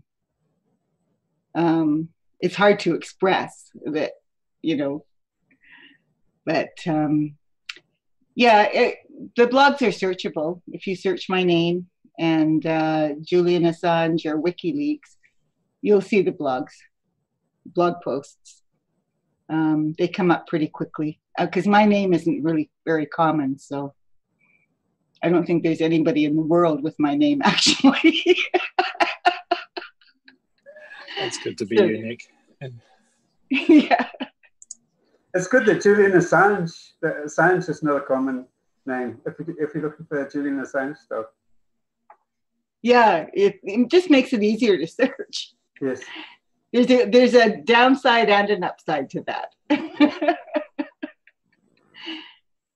The upside is, or the downside is that there's never any confusion about who you are. So if somebody decides to say mean things about you on the internet, it's pretty easy to find those too. Yes. But the upside of having a common name is that you can basically bury yourself. Nobody will find you if your name's John Smith, right? So we will have hopefully have someone on later who knows Julian. Kieran describes himself as a friend of Julian, and hopefully Emmy, if you're listening, you can come on too. You've also talked with Julian. Personally, I'm a newbie, and I've never had anything to do with Julian. I think Susie Dawson probably attracted me to this movement at the start because we were working together on the Internet Party. We were running for Parliament as the Internet Party. Susie was the party leader at that time, and I was a candidate. And Susie got very active on trying to help Julian, and I was attracted to it, and by now I just realized the importance of it, and so I think it's something important to do, isn't it? Because the one side of it that you mentioned, Joe, is that they're doing terrible things to Julian. He's been detained, arbitrarily detained for 8 years without trial in the heart of London, which is an incredible thing to do to anyone. And so that's one side of it. And the other side of it is the importance of Julian Assange and WikiLeaks. They're not just detaining anyone, they're making an example of him because Julian Assange is so important and WikiLeaks is so important. They're probably the most important organization for dissuading public officials and from being corrupt, because they know that if they're corrupt, it might very well appear on the WikiLeaks file what they've been doing. And so that's why WikiLeaks and Julian Assange are so important.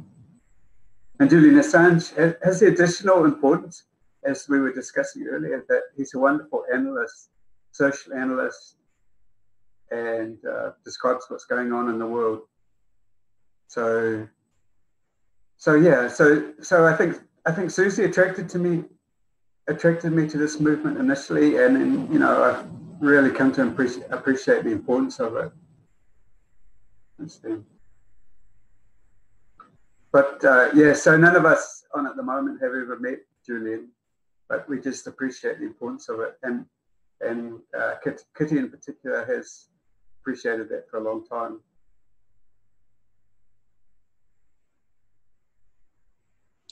Yeah, for me, WikiLeaks has always been very, very important. When I first saw the Iraq war logs and I started listening to some of the videos and reading some of the articles by WikiLeaks people and by Julian Assange, it really touched me that this was such a timely thing. And for me, it was a total game changer. As far as I'm concerned, WikiLeaks is a total game changer for the new millennium. And it is because transparency is probably one of the key issues. We have a situation where so much is being hidden from us, and it's becoming more and more, or it has been becoming more and more obvious as the millennium started, that when WikiLeaks did this, it was like, oh my goodness, somebody is actually addressing this horrible problem. And it actually gave people who are persecuted already by the state more confidence in telling their stories. And the reason why was because the leaks confirmed what we were saying, right? Yeah. So when you look at the Stratfor files... Excuse me, Joe, Jose is an attendee and needs to be promoted to a panelist. Sorry, Kathy, for interrupting. Oh, absolutely. So when you look at the Stratfor files, it confirms that there are organizations that are state-sponsored or are part of or contracted out to target people who the state wants to have targeted. And using private corporations gives them plausible deniability. So the Stratfor files proved that people who were saying they were being targeted really were, had an actual case. There was something that actually corroborated it, So my goal when I was going through them was to try to get corroboration for individuals. So a lot of what I did, which did not get published on my blog, was to look up names and people that I knew and situations that were suspected of getting people targeted. And there were interesting things that came up. I didn't find the specific ones that I was looking for, and it may simply be a question of timing, or it may be that it was another private contractor, because these contractors have actually been around for a while. But there were really big ones that came up. Bhopal came up, Monsanto came up, Stratfor was helping them. months Yes, ago. yes. Stratford was involved in persecuting activists. Oh, and I know what Bhopal is, but can you explain it? Bhopal was a chemical leak, I believe. I don't remember very clearly, unfortunately. In But India, right? there was a leak, I believe, that occurred, or an explosion, or something happened. And there were a lot of people who worked in the factory in India who were permanently injured, suffered blindness, as well as other injuries. But I'm really sorry, I don't remember the details and exactly what happened or which company it was. It was Union Carbide India. Union Carbide, thank you, yes. I just have I'll just flash it, the Wikipedia page for it. Oh, excellent. Yeah, I'm sorry, my memory's a bit, weird. But over 500,000 people were exposed to the gas. Okay. To a poisonous gas, 500,000 people. The official immediate death toll was 2,259. So thousands of people killed. So this was an incredible disaster. Yes. Yeah, okay. So that's background. So it was a terrible disaster in India, and people wanted compensation and things cleared up. And what you're saying, Kitty, is that these private contractors, Stratford, working for the CIA, were harassing those who wanted something done about it. That's right. And I don't recall all the details now. This was quite a while ago, right, that I did these searches. So I would, in order to explain what they were doing, I would have to do the searches again and pull up the emails and, provide the details. So I'm sorry, I can't do it kind of off the top of my head because it was too far back for me to remember. Wow. But those names came up. There were also situations where Stratford did, there were emails about them monitoring certain individuals. I didn't know the individuals, but I emailed them anyway and gave them a heads up, I thought, hey, people should know, right? I would want somebody to email me and let me know and do those things. Yeah, that's fantastic. So there's someone in the chat saying they're working for Union Carbide at the time. Wow. Yeah. So that's a concrete example of the importance of WikiLeaks. One Geneva. Yeah. Yes. Yeah. Anyway, we have Jose with us. Fantastic to see you along again, Jose. Hi, Jose. Welcome. Hi, Jose. Hello, how are you? I just got back from Quito about an hour ago or so. So we're just starting in life again. Yes. Yeah, you've been tweeting some interesting things out, Jose. Yes. Well, as you know, there are more protests now, but not in Quito. I mean, there was one teachers' protest yesterday, and I happened to be going back home, and I was on the bus, and I saw the protest. So I got off the bus right away, and I went to the protest to make a small report, So I asked a few questions to the one of the leaders there. So he told me what the protest was about. So then I took the small video that I put on Unity for J. So, we are, I hope that this continues, but not, they are calling for a general strike. The teachers, the drivers, and I forgot who else it was. I think it was the agricultural association, something like that, for the end of the month. So there's probably going to be roadblocks. I think it's for the 29th of November. there's going to be, I guess, some roadblocks on the roads of Ecuador. But I don't know how many, how spread it will be. So the roadblocks are for teachers or for who again, sorry?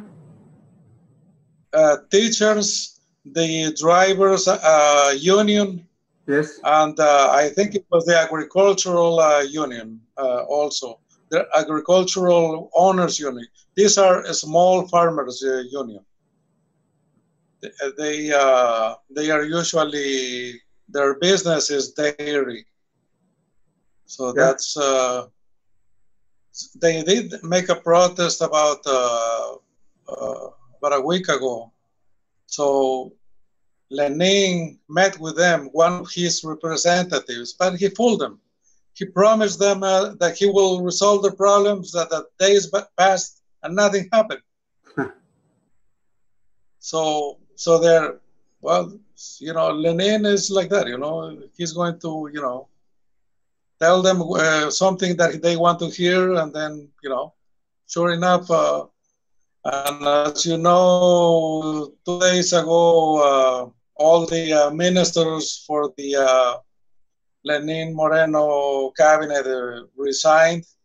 So even Valencia, the foreign relations guy, and we don't know if he is going to keep him or not. But we should be knowing by Monday or Tuesday probably. Yeah. But it won't be more than the next week. It won't be. So, and but it's not a coincidence, because the ambassador was also replaced, which means, that Which ambassador? That they learned something, probably the rumors say that the Jurado, Eduardo Jurado, the ex-secretary general for the presidency of Lenin Moreno that resigned, they are saying that he might go as an ambassador, but has not been confirmed yet. So you're talking about the ambassador to London, right? Well, yes. Yes. Because, yes, that's the connection to Julian Assange. So just to step back, I'll say, Jose, that you're reporting live from Ecuador and you're sort of a citizen journalist, and your tweet stream is wonderful. You're telling us things about, it's incredible turmoil in Ecuador. There's so much going on, and it's important to Julian because he's stuck in the embassy, Ecuadorian embassy in London, and the new president doesn't support him. He wants to get Julian out of there, and that would be illegal to do that. But what you keep reporting is that this president keeps doing dishonest things. Yes, he doesn't care about the law or the constitution or nothing, he doesn't care. Because he has said that, as I have reported several comments that he has made, that he does not care about the country or the government. So he has made several times that comment.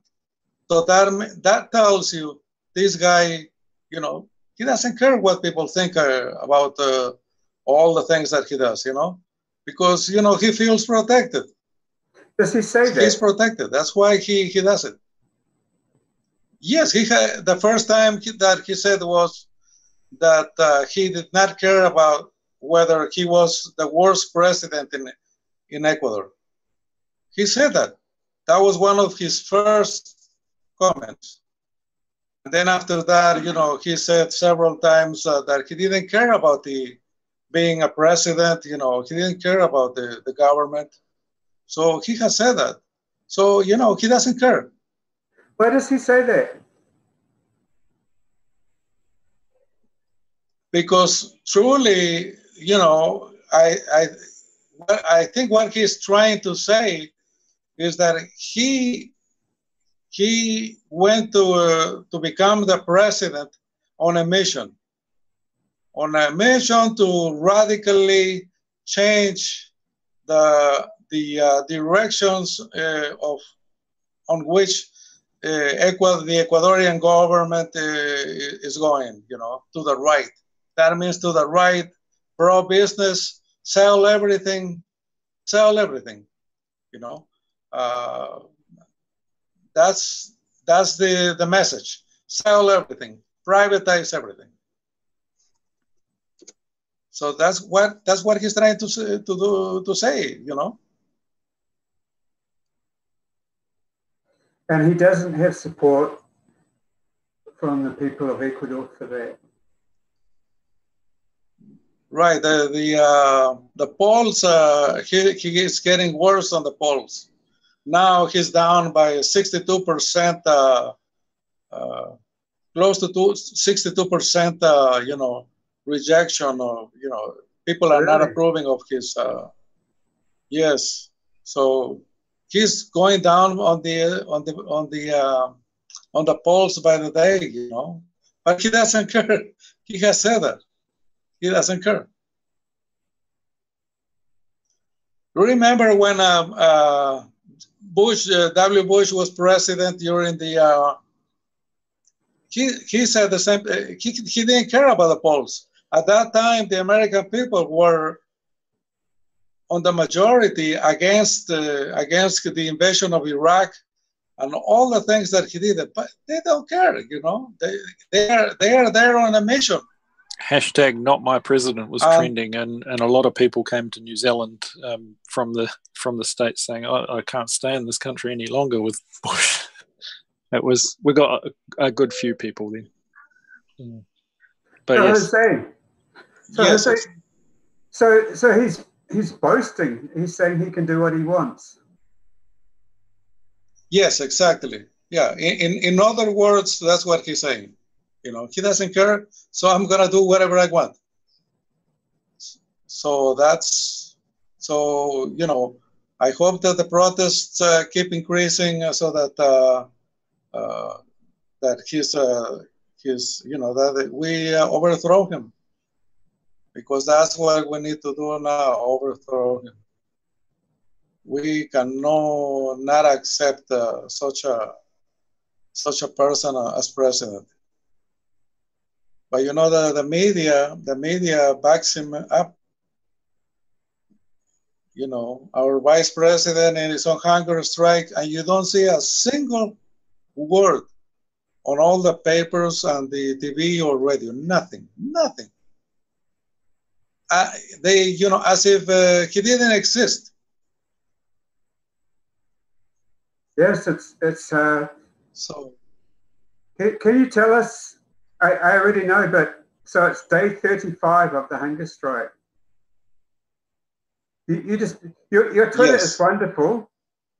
I'll just show, because you keep posting. Can you tell everyone who might be new to the stream about Glass, who Glass is?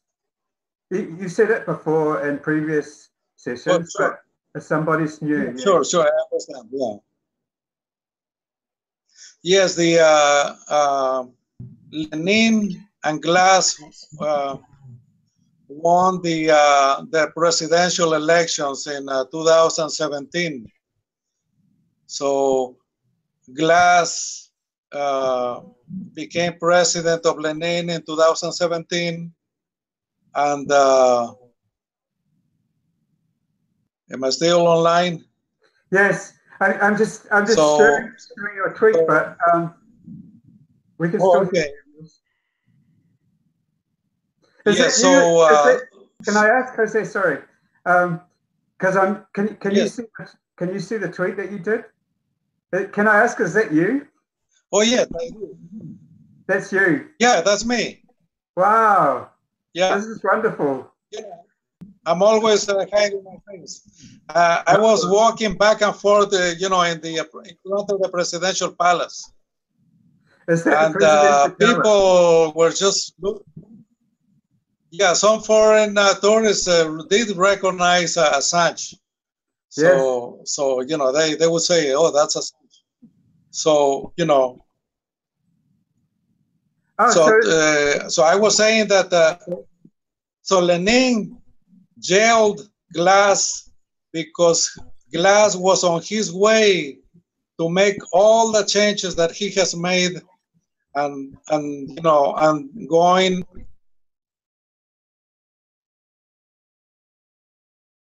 Oh, what happened? He's gone. I think we lost him. I'm sure he'll be back. Yes. He just probably just a bad connection. Oh, this is wow! That was incredible. Yeah, hopefully he comes back in. But yeah, just once again highlighting. He's back. Hi, Jose.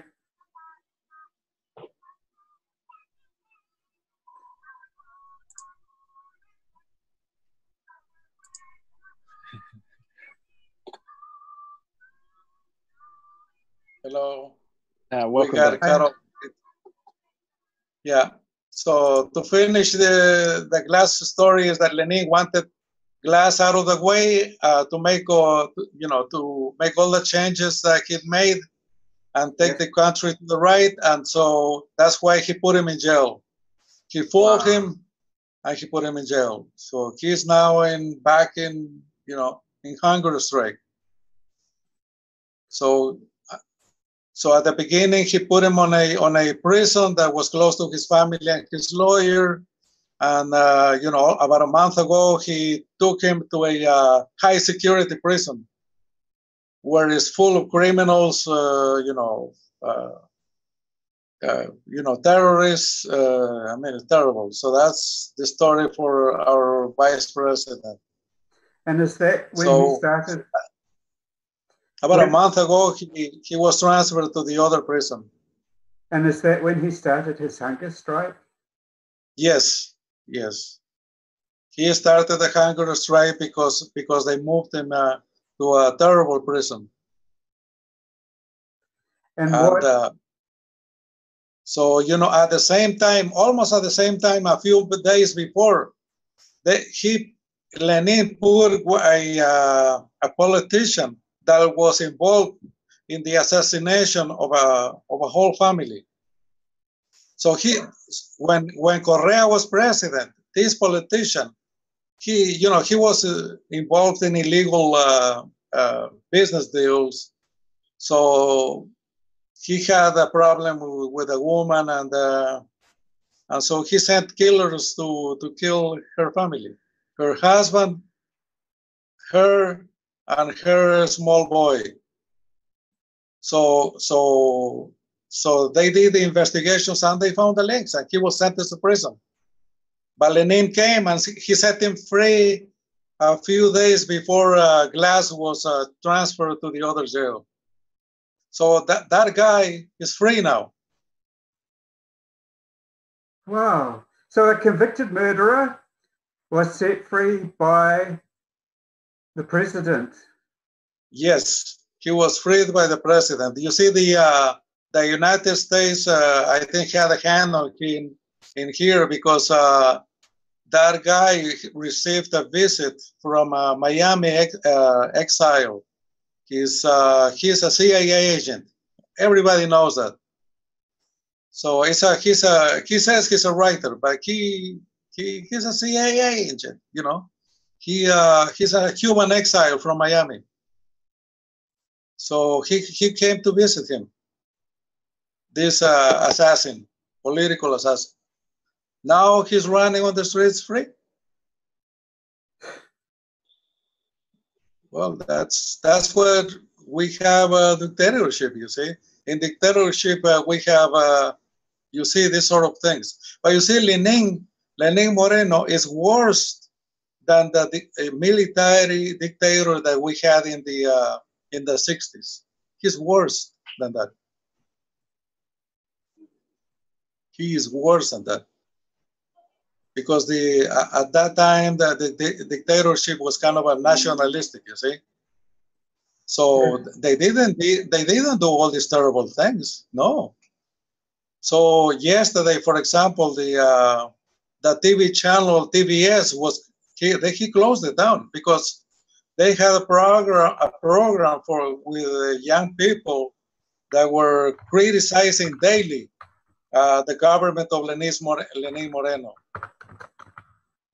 Yeah. Joe, Emmy has come onto the Discord and needs to be promoted. Yep, I see her there. Awesome. Hi, Emmy.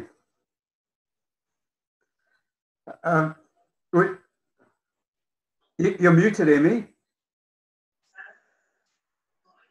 Can you hear me now? Yes, hi, Emmy. Hello, good evening. Good evening. Yeah, wonderful to have you on here. Thank you, Bruce. We've just been talking with Jose Rivera, who's reporting live from Ecuador. It's wonderful to see your photos, Jose. So Emmy, we're appreciating what a terrible situation it is now in Ecuador with the new president. Actually, you retweet some of Jose's posts from Twitter, don't you? You're very familiar with them. I'm very grateful for the reporting that he does from Ecuador or any information that we get. Particularly, many of us do not speak Spanish, and to have such live reporting is very much appreciated here in the UK. So thank you very much, Jose, for joining the movement. And let's hope you'll be with us for a long, long time. This is a long journey. It's not something that will finish tomorrow. So very much appreciating everyone who is willing to pull their weight and raise their voice in defense of Julian Assange. So thank you. We also have a number of Ecuadorian... It is my human duty to do that. You Fantastic. see? Yeah, that's the because truth. we must remember we are humans and we only have one planet. We are the only human species is we.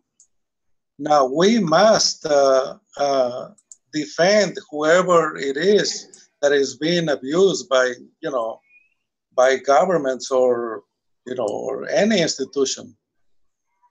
It is apparent that the elites make these laws, but they don't obey them.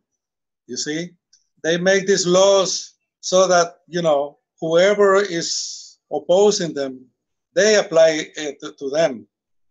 You see, because, for example, if the government wanted to put me in jail, there is very little I could do. You see, because all the judicial system is being controlled by them, and so that's why I worry that when the case of Julian Assange comes to the Corte Constitucional or Supreme Court, that we should not be surprised by if they give a judgment that is not favorable to what the lawyers for Julian Assange are asking. So, but it all depends, I guess if it's from pressure from the outside, it's important, That's why, there should be, people protesting outside of the Ecuadorian embassy. Because that is very important, I think. So so I hope that that helps, in the judgment. I just tweeted about, I think it was 2 days ago, that the Maria Espinosa, who gave Assange the citizenship, she was interviewed by France 24. And she mentioned Assange. There was a little segment that his human rights should be respected, but she didn't go that farther than that. But for the first time, she said that Lenin Moreno knew about the decision to give Assange the citizenship. This is the first confirmation from her, because she had been quiet up to now.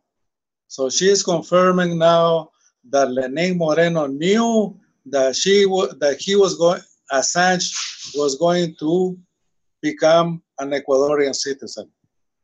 Why is that important? So, because until this point, nobody confirmed, because they had been saying that they had been trying to suggest that Lenin Moreno didn't know about the decision to give Assange. I don't know if you remember, we talked about this some time ago. And until this point, we didn't know whether Lenin Moreno, had agreed to give Assange the citizenship. So now we know, because Maria Espinosa said 2 days ago that he did. He did know. So, so that, another thing to emphasize, that I think that she gave that interview to France 24 because she's feeling the heat now from the right-wing party that wants to take away the citizenship. Of Julian Assange. So probably Lenin is also feeling the pressure, because as you know, Lenin is also a right-winger now. So there must be something in the background that is happening, because if you see, Maria Fernandez Espinosa comes 2 days to make this interview about Assange. Yeah, yesterday, Valencia resigns. And also, on these 2 days, yes, the ambassador to the Ecuadorian embassy in London, it's terminated. It's too much of a coincidence, you see. So something is happening in the background. The ambassador something is happening. The ambassador was very helpful. Yes. To Julian. Yes. Yeah, that's what Assange's lawyer, Ecuadorian lawyer, was saying, that he was, he knew all the problems, and everything about Assange. Now it's starting back to zero again. And probably the next ambassador is going to be very unfriendly. Yes. Yes. So yes. Jose, you talked about it's important that people do a vigil outside the Ecuadorian embassy in London, and that's why it's so wonderful to have Emmy on, because Emmy, you've been doing vigils for 6 years. Is that right? 6 years? That's correct. What if I give a little bit of background? When can you hear me? Okay. Yes, it's great. When first Julian Assange entered the Ecuadorian embassy, it was on the 19th of June, 2012. Immediately, a few hundred people camped out on Hans Crescent. Hans Crescent is the name of the street where the Ecuadorian embassy in London is based. And these people came from all walks of life. Some of them stayed overnight. Some of them were just coming during daytime. And they kept a constant presence on the street, creating a small community. Some of them were from Occupy London, which at the time was quite an important social movement, although in very small scale compared to Occupy elsewhere. But yet there was a presence there for all the way till August 16th at least, when Julian Assange was granted political asylum. The day before was a quite dramatic experience because, as we know, the British police attempted to storm the embassy. Really? To apprehend him. That was the evening from the 15th of August going to the 16th of August 2012. About 3 o'clock in the morning, I watched the events. There was a very large number of Metropolitan Police officers, about 120, who circled the area, and about 50 of them were in the vicinity, and then several of them entered the building. Not the actual embassy. The embassy, you have to understand, is no more than a large apartment on a very large Georgian block of apartments, about 13 of them. And in one corner, you have the Ecuadorian embassy. On the other corner, you have the Colombian embassy. And the rest is private flats, mostly empty. The 15th of August 2012, we witnessed some very dramatic events, first of all online. And then the following day, as many of us as we could, we joined on the 16th of August, awaiting the decision, awaiting to see what's going to happen. Because although the British police were ready to invade the embassy, at last minute they received instructions not to enter the actual embassy.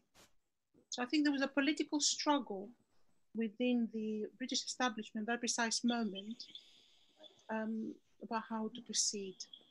Obviously, the way they perceive themselves is very interesting.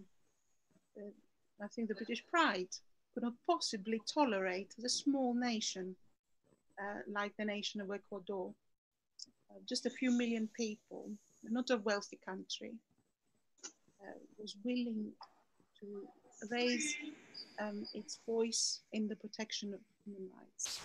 And of course, very much it was the government of Rafael Correa, as we now know. They did raise it, and they did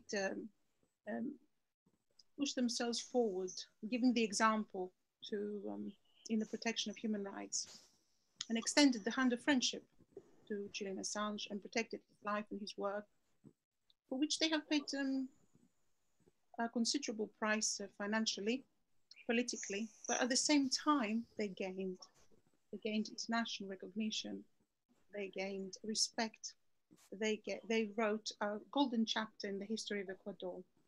At least this is what the world perceives the case to be.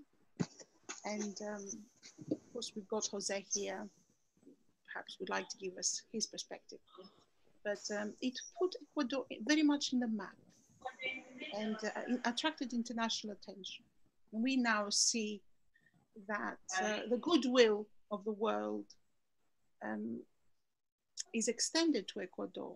I mean, look at the fact that, as you mentioned, Mrs. Espinosa, I believe her name is now the chairwoman of the National Assembly at the United Nations. So it's a remarkable achievement for a small country like Ecuador to be, holding this position, a position that has been elected position. So Ecuador has shown the lights, has shown the way internationally for human rights and has been rewarded.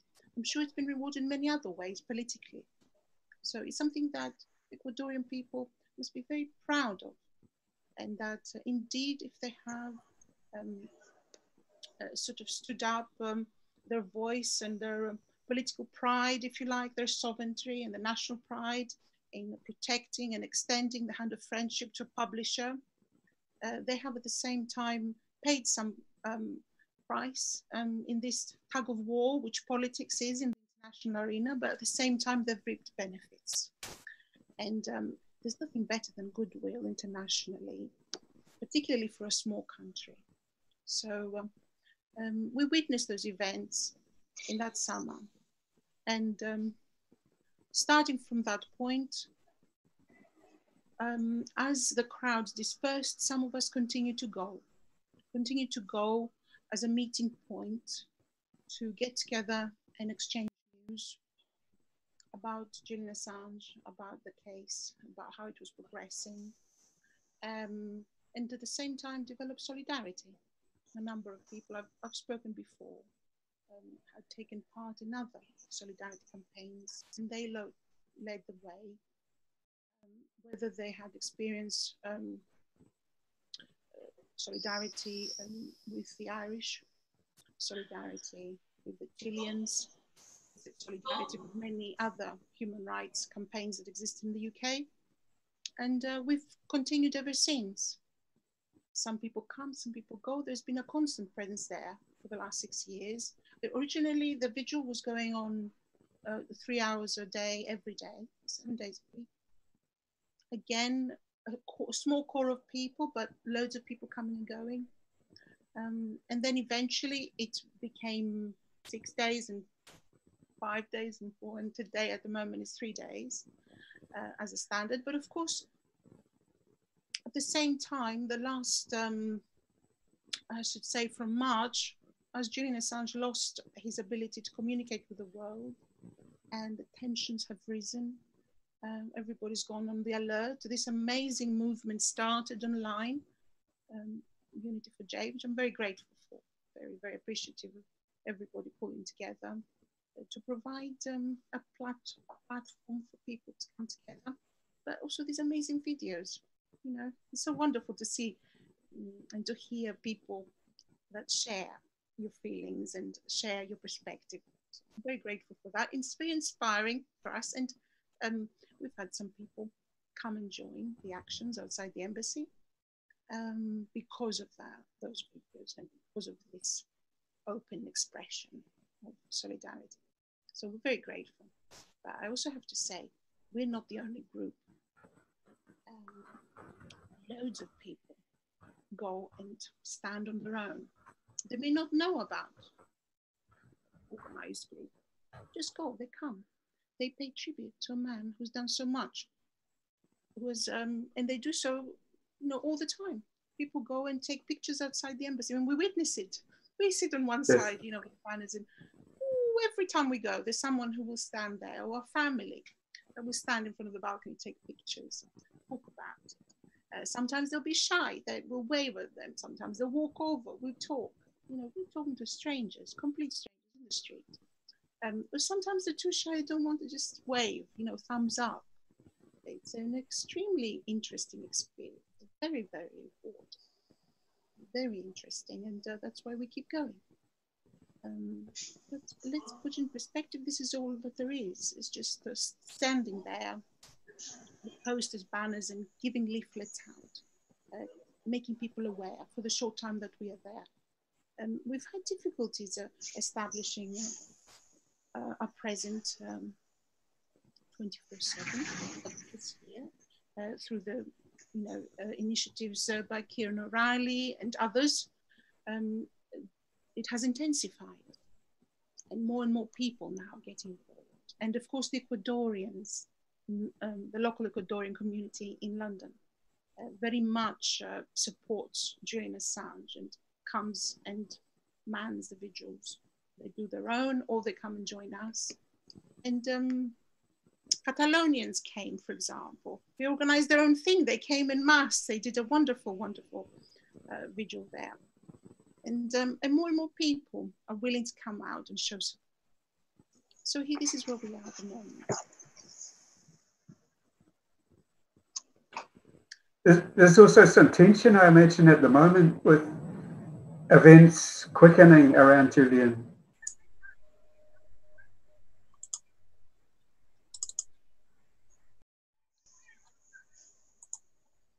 Allegations that he has been charged, although we have been suspecting it, it's now confirmed. And of course, there's a court case coming up soon to put it all out in the open as it should be. It's extraordinary that this matter has been left to fester. We should know, and he should know. It's extraordinary that a grand jury exists in the world of a Western democracy. Here in this country, in the UK, there used to be grand juries, but they were banned. They were abandoned legally a very long time ago in the process of negotiating between the people and the monarch, and trying to find some kind of a walking towards democracy. It was conceived that it gave too much power to the state to have these secret grand juries and investigations going on for a long time. But in the America, in the United States of America, it has not stopped. So it's extraordinary that this thing exists. I'm very pleased that some of the matter, although of course it's also a shocking thing. I think for many people it's a shocking thing because they didn't believe that he has been indicted. I hear some lovely noises in the background. Yeah, who is that?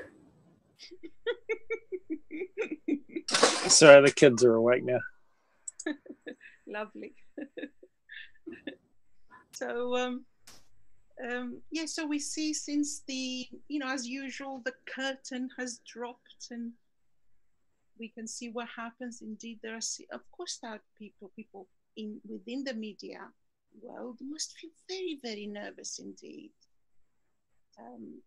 They finally will have to grapple with the issue of press freedom and what do they really want to happen in this case. Where do their interests lie? Literally, their interests lie as professionals. Once upon a time, there was a trade union movement that fought the corner of various professional people or workers.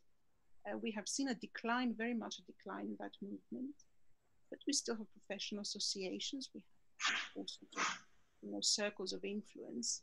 What do they want? Do they want suddenly to find themselves in the same situation as people who act, who are engaged in? I have to leave for 5 minutes, okay?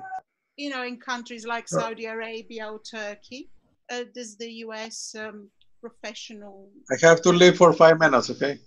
Yeah, that's great, Jose. So I think they'll have to take a stand in this issue for Julian Assange and WikiLeaks, but also very much for themselves. Yes. As professionals, particularly in America. So I have been reading with great interest the huge number of supportive editorials and individual journalists speaking up, and it's very heartening. Yes.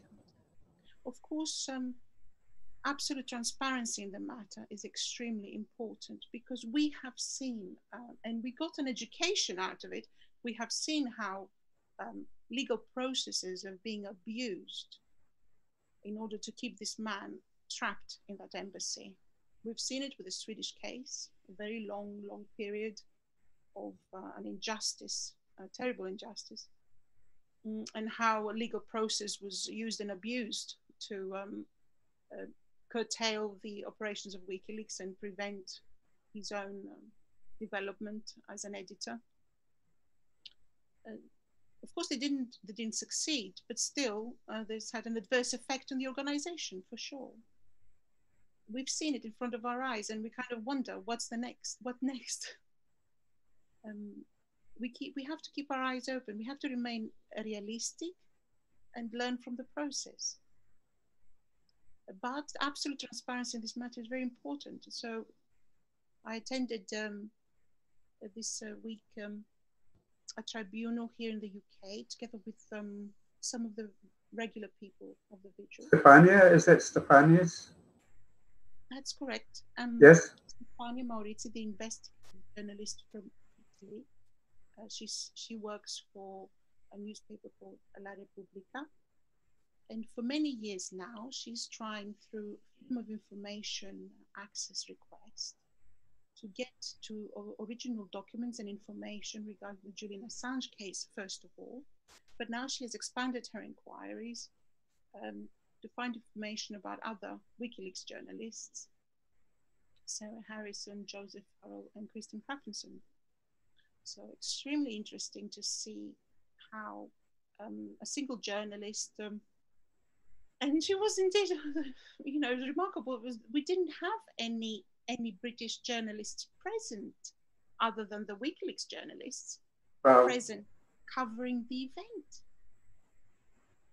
was a number of us, the members of the public, obviously the full scale judges with her assistants and the clerks. Can I just interrupt for 1 second, Emmy?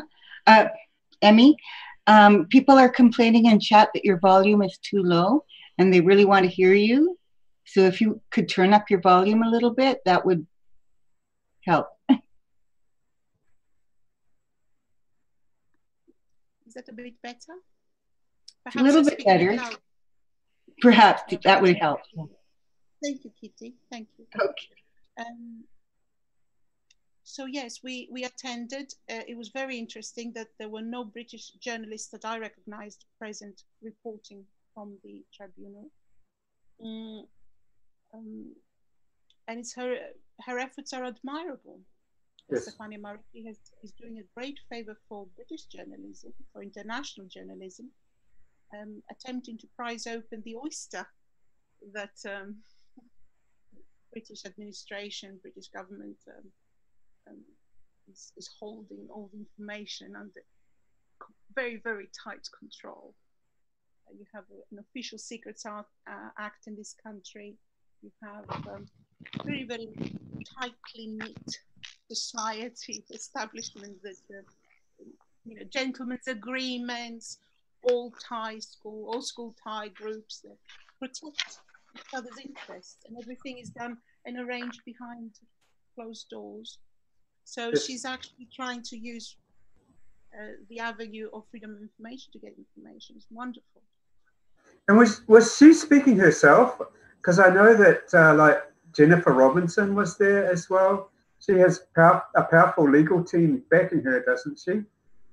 Absolutely amazing, yes. The barrister who was leading her case, Estelle Dehon, was remarkable. I found extremely interesting because, of course, this is a very high level legal process, and the language sometimes can be prohibitive in the public understanding the proceedings. But she was extremely precise, and her reasoning was very easy to follow, apart from a couple of points where she was referring to law and paragraphs of law. You could get lost, perhaps. But overall, I would say her reasoning had such clarity.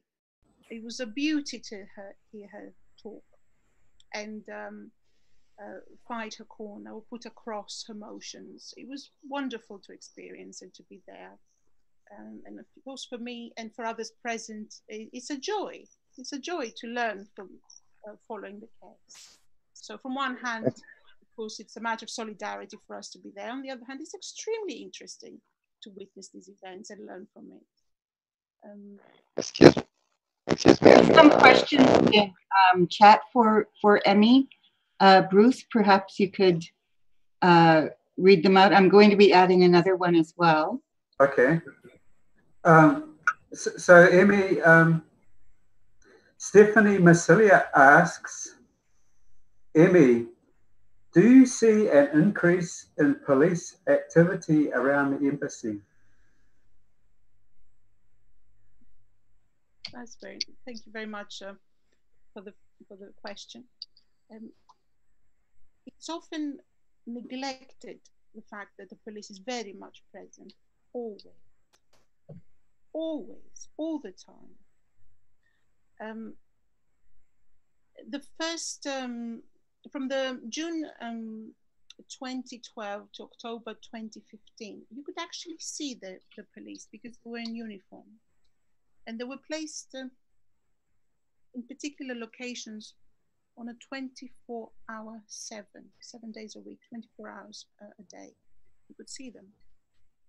Now, since October, they've removed the overt surveillance. That means the uniform police. But the Metropolitan Police made it very clear that the covert surveillance has been increased. What does this mean?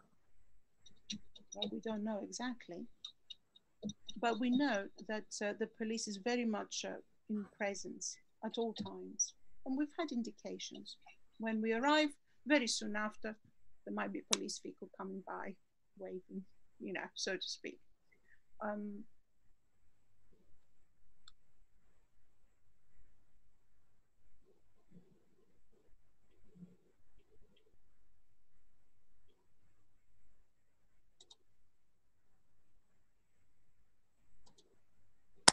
So she just frozen there, maybe. Yeah, so that's quite a good point. The fact that police are obviously very aware when you arrive and when you leave, even if they're not present there at the time. They're obviously monitoring it quite closely. Yeah, so Emmy's dropped out for a second, having some technical difficulties. We're very privileged to have Emmy and Jose here.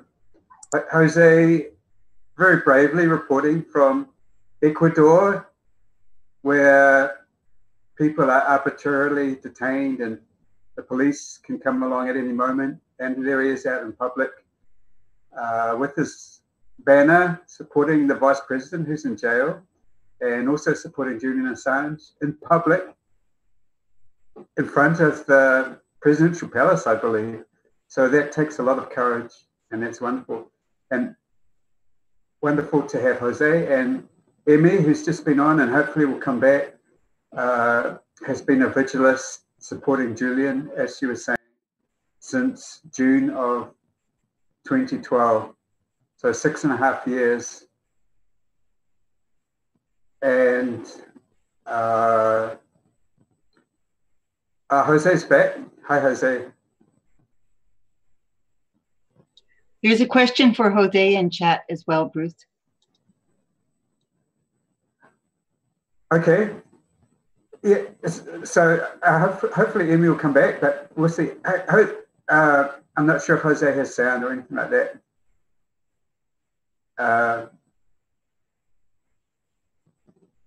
So we'll see when Jose talks, and we can talk to him. Hi, Jose. Hello, how are you? Oh, good, thank you. So Emmy's just dropped out for a minute, and people are asking questions in chat of you. Can you read it? Oh, I'll read it. So Stephanie Massilia asks you, Jose. Oh, no, that's for Emmy. I'll read out the question if you want. The question for Jose is, can you comment on the U.S. aid ship visit?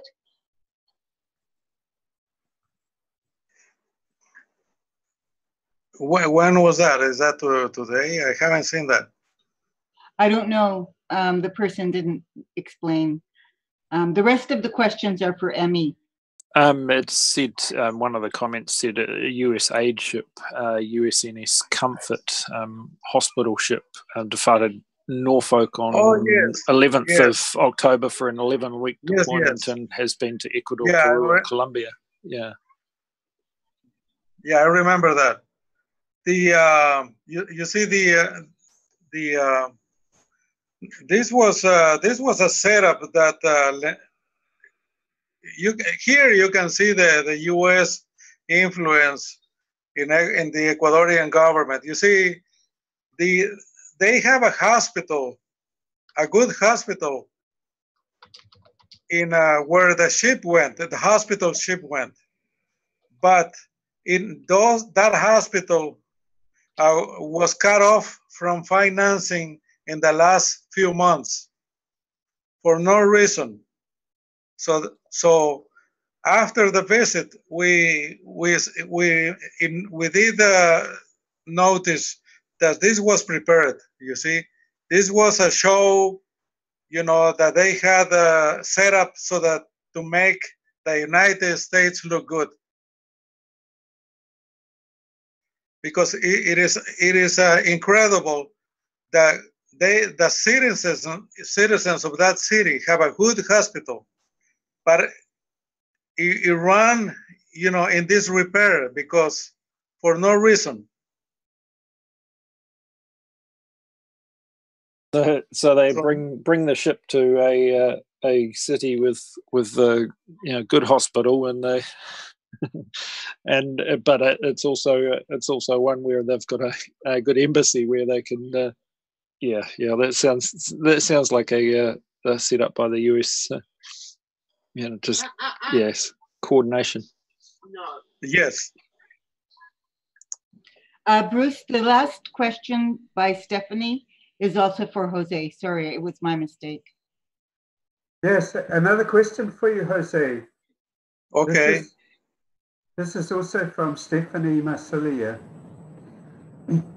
Can Jose say something about the embassy renovation and the director of the office who issued the announcement?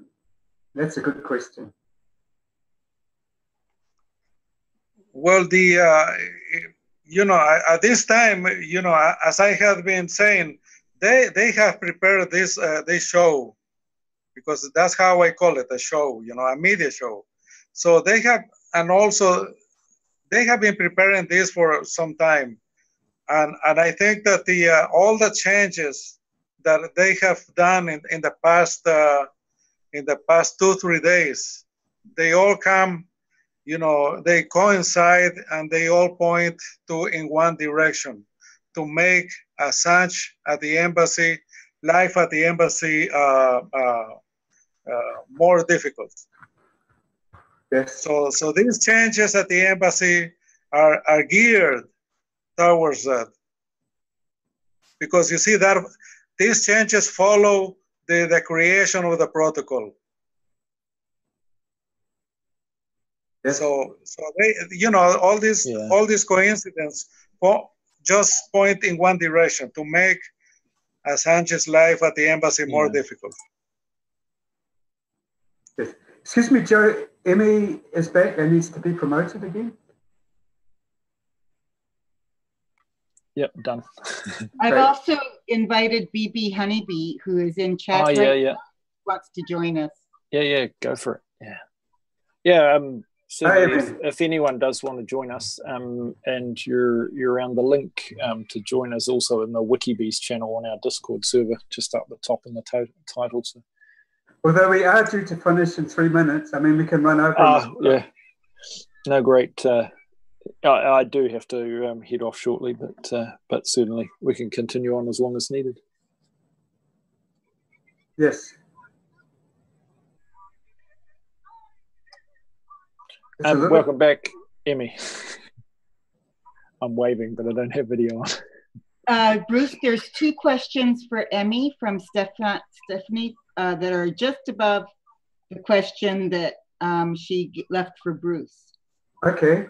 In chat. I put them in chat, just above the question she left for Jose. So they should be in chat here if you scroll up. Yeah, the first one is, Emmy, do you see, no. The second one is, Emmy, we ask if Emmy has met Julian and how she came upon WikiLeaks. That was from Stephanie. I came up upon WikiLeaks with the collateral murder video. That was the first time I heard of them, and was very much taken with the video. Of course, we are all familiar with what's happened in warfare. It was a shocking thing to see it live, and it caused quite a stir in the UK at the time, because the UK people were very much against the Iraq war. They marched, 1 million of them, in the streets. Priests in the churches spoke. The Archbishop was against it. All levels of society were not keen for that war to start. Yet Tony Blair took this country to war. And when we saw all these years later the helicopter gunship, it woken up a lot of the feeling that people here had against that war, and full understanding of the consequences of what had been done to that country. But it wasn't till he was himself arrested in the UK, and there was a media frenzy that I felt I have to look into this and see what is this all about. And I was drawn to the revelations of WikiLeaks first. And as my interest was engaged, slowly, I became more interested in what was happening to Julian Assange. The two are intertwined. I don't see any difference between the operations of WikiLeaks. It's very much his brainchild. Philosophically, he has thought about it. He has had the dream of it, and he has materialized it. He's a Renaissance man, you know, something that he has offered, something new. He has offered something new, intellectually, technologically, and he even made it happen. Because a lot of the times an idea is wonderful, someone writes a book and it stays in the book, and a few years later someone is inspired, takes it and makes into reality. Actually here we have someone who not only dreamt of this idea, he actually technologically put forward something that made it possible, and he was able to inspire people that helped him materialize it and make it a reality. So all in all, a Renaissance person. So extremely interesting to follow. And of course, the material that's been coming out has been an absolute gem for anyone who has any interest in politics, diplomacy. So yes, it's been a fantastic journey for me personally since 2010. And anybody, I really encourage people to follow the case. They will only enrich themselves in the process. And it doesn't matter if you are a highbrow, lowbrow, man, woman, you know, there's loads of things that you can learn and enjoy. So I encourage you. I think it's been an enriching journey for me and for many others that I have met along the way. So we continue. Yes. So you've only, Julian's been inside the embassy this whole time, hasn't he? But you've been invited in, haven't you, and talked with Julian? He has, as we know, hundreds of people have been to visit him. Hundreds of people have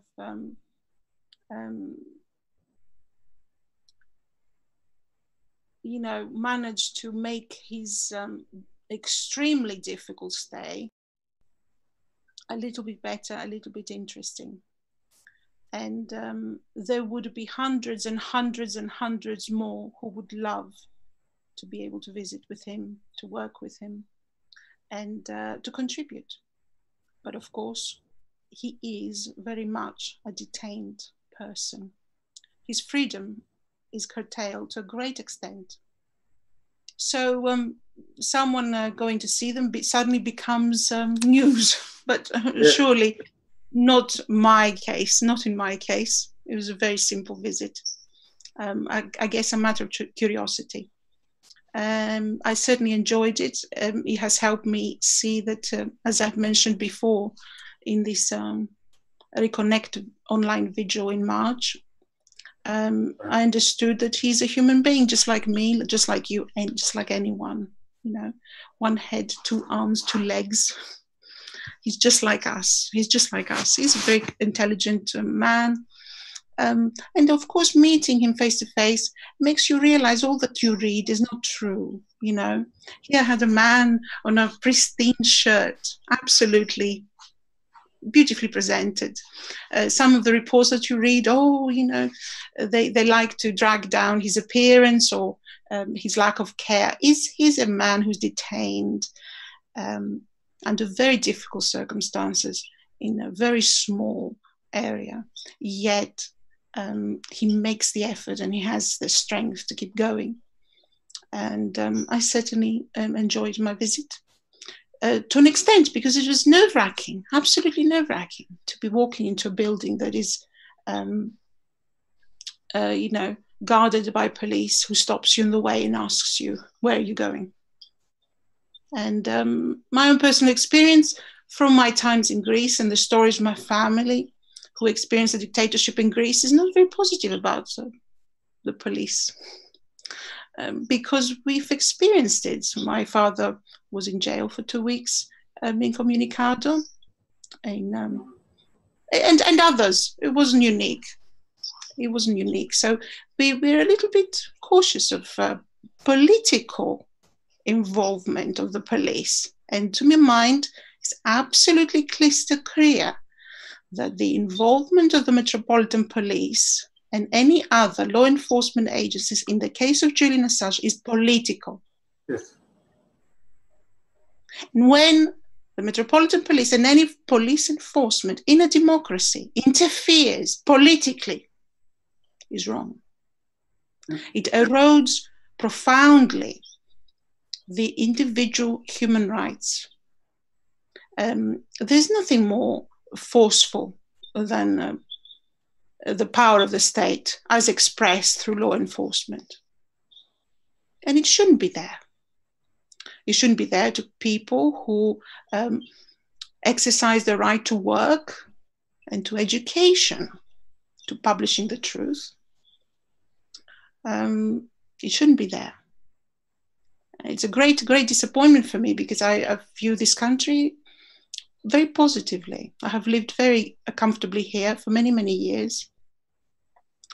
And it has been a great disappointment to see. And of course also rather annoying considering that, my family pays taxes and look what they're doing with them. 13.2 million pounds. It's a scandal, and that's only what we know. It's up to 2015, isn't it? That was the cost, that's right, only of the overt surveillance, as they call it, which means the presence of the uniformed police. 13.2 million. And only from 2012 to 2015. 19th of June to the 15th of October 2015. Yeah. So, and all along the same period of time, there was a covert surveillance for which we have no idea the cost of. And we know from that point onwards to today, that covert surveillance cost has increased because the Metropolitan Police has told us they've increased the covert surveillance. So the cost will go up as well. And we have no idea what the cost is. And I don't know about you, but when someone keeps something hiding, especially as far as public finance is concerned, it's quite a lot of money, possibly even a lot bigger amount of money than what they spend on the overt policing. But we don't know what that is. I'm so sorry for all these interruptions. I really am. I apologize. Everything that you've been saying has been so fascinating. I just wanted to let you know quickly, Bruce, that BB is arranging to come into the Zoom session with us, and she should be here. I'm so sorry. Thank you very much for giving me the opportunity to talk, and I wish you every success. Oh, it's wonderful to have you on, Amy. Yeah, and we're so grateful. Some of us, I'm quite new to this, but you've been doing it for so long, and it makes such a difference having a vigil out there. I must say again, and I mentioned that before, I'm by no means the only one. Yes. It just happens that I'm online and I'm able to do this today, but there are actually dozens and dozens and dozens of people who do far more than I do, far more important, who are there, a lot more than me. And this is not to undermine myself. Everybody contributes what they can. And I wish you could see, but I'm sure with years to come, more and more people will be able to give their testament online and share it with others if they wish to. So. Yes, I'm sure you're being modest. So you keep doing what you're doing. You're doing a great job. Yes, I'm sure you're being modest, but it's also very helpful that you post on Twitter and you post colorful banners and the wonderful, almost celebratory scenes, sometimes around the embassy, the music and everything. All of it adds to the consciousness of Julian, and it's very helpful. So thanks very much. Yes, we really appreciate the updates that you give constantly, and I keep a very close eye on your account because you are so on top of things in terms of what is going on and what is important. So it's really appreciated, Emmy. Thank you so much. She may have left us. I don't know. Her account is her picture is frozen. That happens when you lose bandwidth. And my system, when that used to happen to me, would just reconnect automatically. But it depends, I guess, on how quickly her bandwidth comes back. Oh, okay. So yeah. She's partly connected, but not completely. Yeah, so it sounded like she was trying to say goodbye as well. So maybe we're also over time a little bit. So we should be heading, and Joe has to go. So we should be heading towards wrapping up. But I don't Jose, have to go anymore, but it's all good. Yeah. All right. Yeah, Bibi is coming online, Bruce. Just to remind you, she should be here soon. I've given her the link. So. Yeah, we should keep this to reasonable schedule, I think. Yeah, so, she said she's just setting up her Zoom, so she should see us soon. So. Bibi's been boots on the ground in front of the embassy as well, and she made a comment about an update regarding the situation overnight. So that's why I invited her in, so she can talk about what's happening right now, overnight, and today. Oh, okay. Which is what Kieran was going to do, but he hasn't been able to connect. So she works closely with Kieran. Bibi does, yes. Yes. Yeah, Karen. Oh, getting some notices. Oh,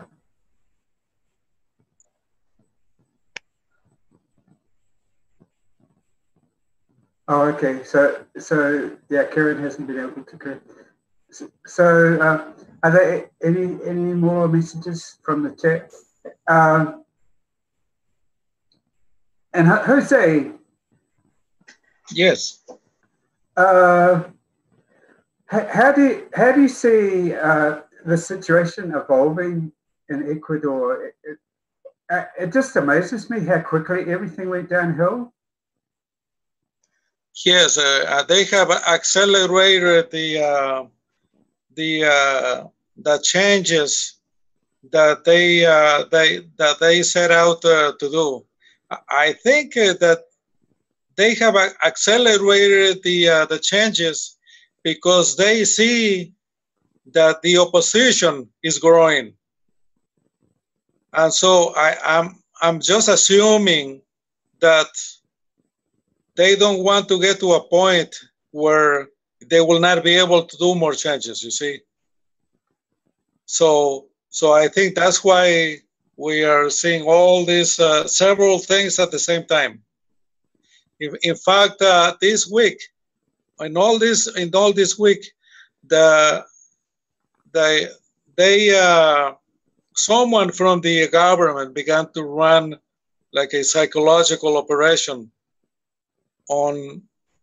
They want to set up in Ecuador the right to bear arms by all citizens. Huh. So this has never been done in Ecuador, you see, because there was never a need for that. So they began showing videos of, assaults on the street. In fact, this week they showed a video on two motorcycles that two guys got out of the motorcycles and assaulted a person, but in an area where there's a lot of people and a lot of traffic. So they show that on the social media and plus other videos. But they link, as soon as they show the videos, they appear with comments. We should have weapons. All of us should have weapons to defend ourselves. Wow. So they want to make a law that will allow all citizens to have guns. Which is very different to the past in Ecuador, to the way right now, yeah, because right now the people who are allowed to have guns are, if you are a rancher, yes, you have to demonstrate that that there is a need for your security to have a gun, and it's not easy to get a gun permit. It's very difficult and costs a lot of money. So, someone in the government wants to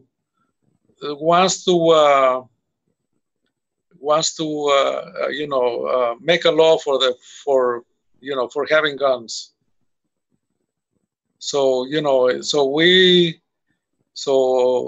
we've been fighting them too. So we are fighting here a lot of people, because it's like they are doing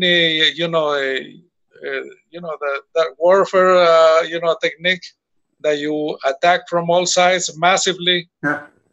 So, yes, that's what they are doing. So when you're in the middle of it, you know where it's coming from. So but if you are on top of it, you know where it's coming from, and you know how to fight them back.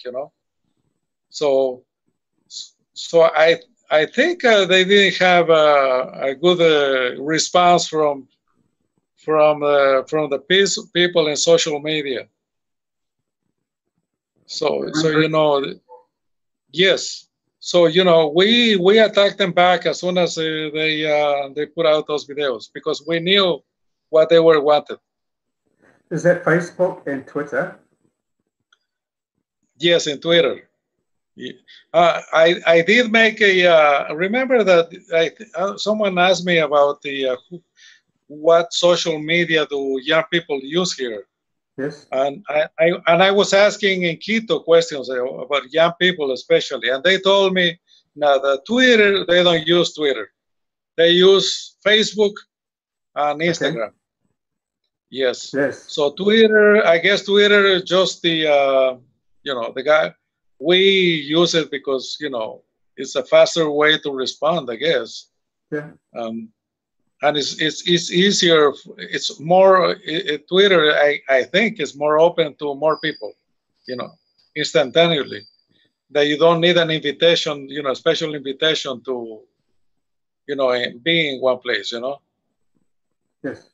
So that's basically that's the latest thing they are trying to do. Make a law for everybody. That would be terrible. Can you imagine? That would be terrible, because people are not used to having guns here. Yeah. And with a permit, there would be a lot of people getting killed. Yeah, that's the US situation, isn't it? Yes. Jose, I mean, I'm sorry. Continue. There's another question. I'll wait until you're finished. Sure, you go ahead.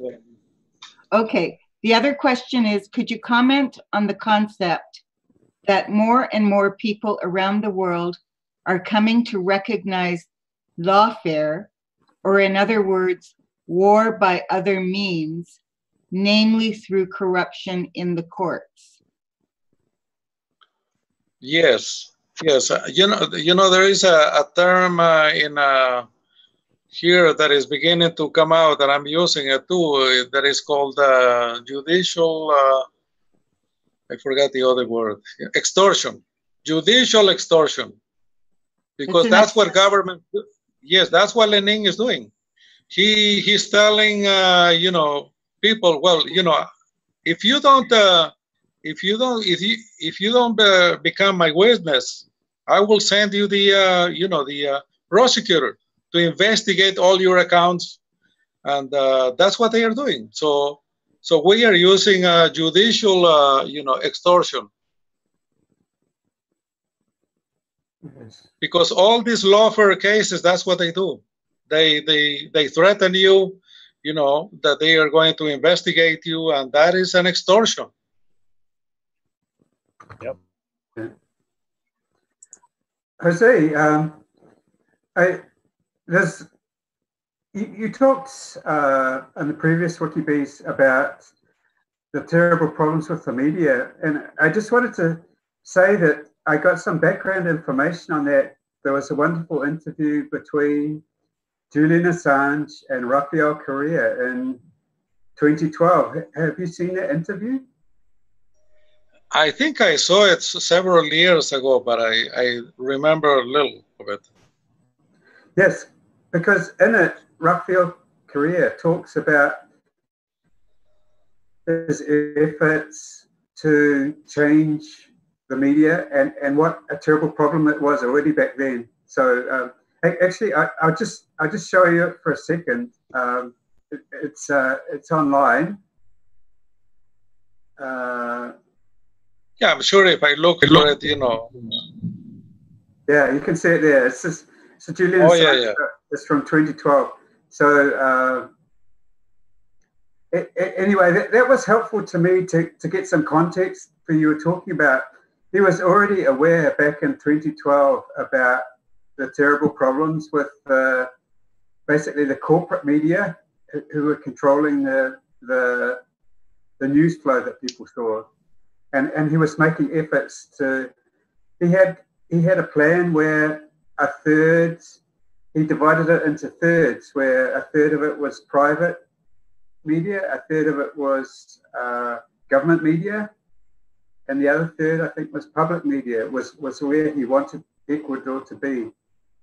So that was in 2012. And so how successful was he after that, Correa, in changing the media?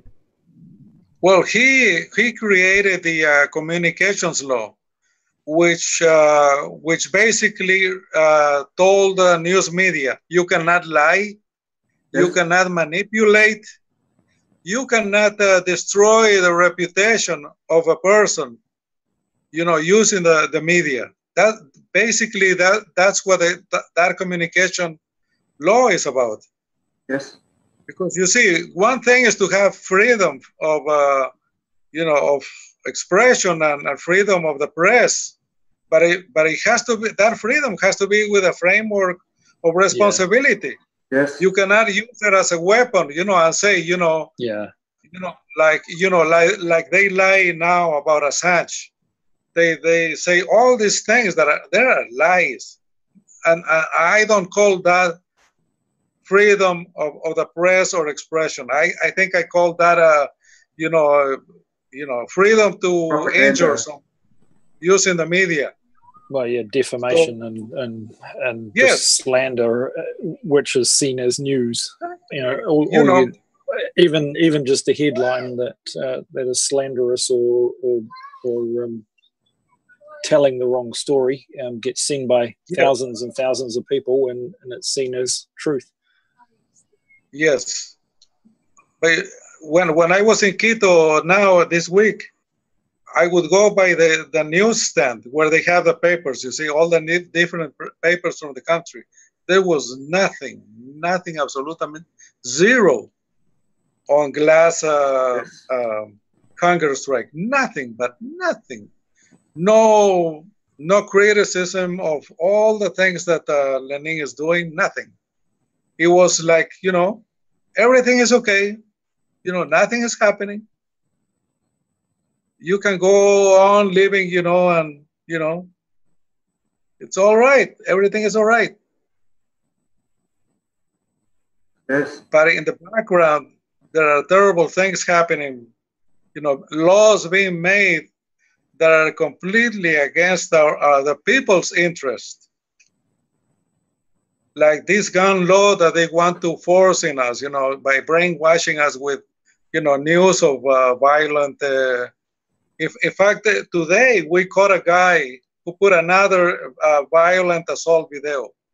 And so we caught the guy, and that video was happening in Brazil. Huh. So that shows you that they're sure pushing back. But as soon as he got discovered, he's probably an artificial intelligence, account. You understand what I'm saying? Yeah, bot. Yeah, probably. Yeah. I do not Just know trying much to- about artificial intelligence, but I did read something about that. Assange says something about that.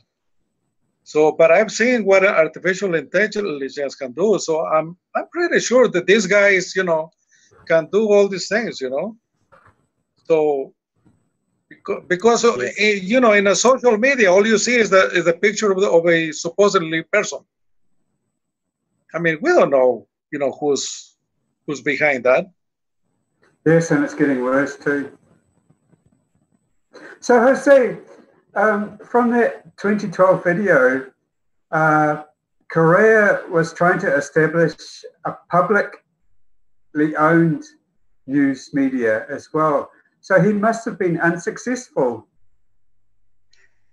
Well, he did create well, we used to have a national radio that we called it, that they published, their programming was, cultural stuff. Yes. But never questioned the government. Never questioned the legality of the government. Nothing. Because if we are going to call a media public, that means the people are paying for it. So sectors of society should take part of that programming. You understand what I'm saying? Yes. I don't know, community station. Everyone should be able to have their say, and there's a few great little sort of public radio channels around my area, and there's always people on there speaking out for a cause or a reason, and it's encouraged. So yeah, when it's just showing the happiness of life and nothing much else, there's a lot more to it. Yeah. Right. Here, Correa was able to, he created the public TV, and we've never had public TV. But now it has been taken over by the right-wingers. And they, it's just, their line of programming is like any regular right-wing, media channel. There is no difference. Yeah, unfortunately. Yes. So Correa was able to do that, but as soon as he left office, everything just is going back again to back decades ago. Yes. That's why Correa used to say that the corrupt press. He used to call them all the time corrupt press. And every Saturday, Correa had a newscast for the whole country, and it was not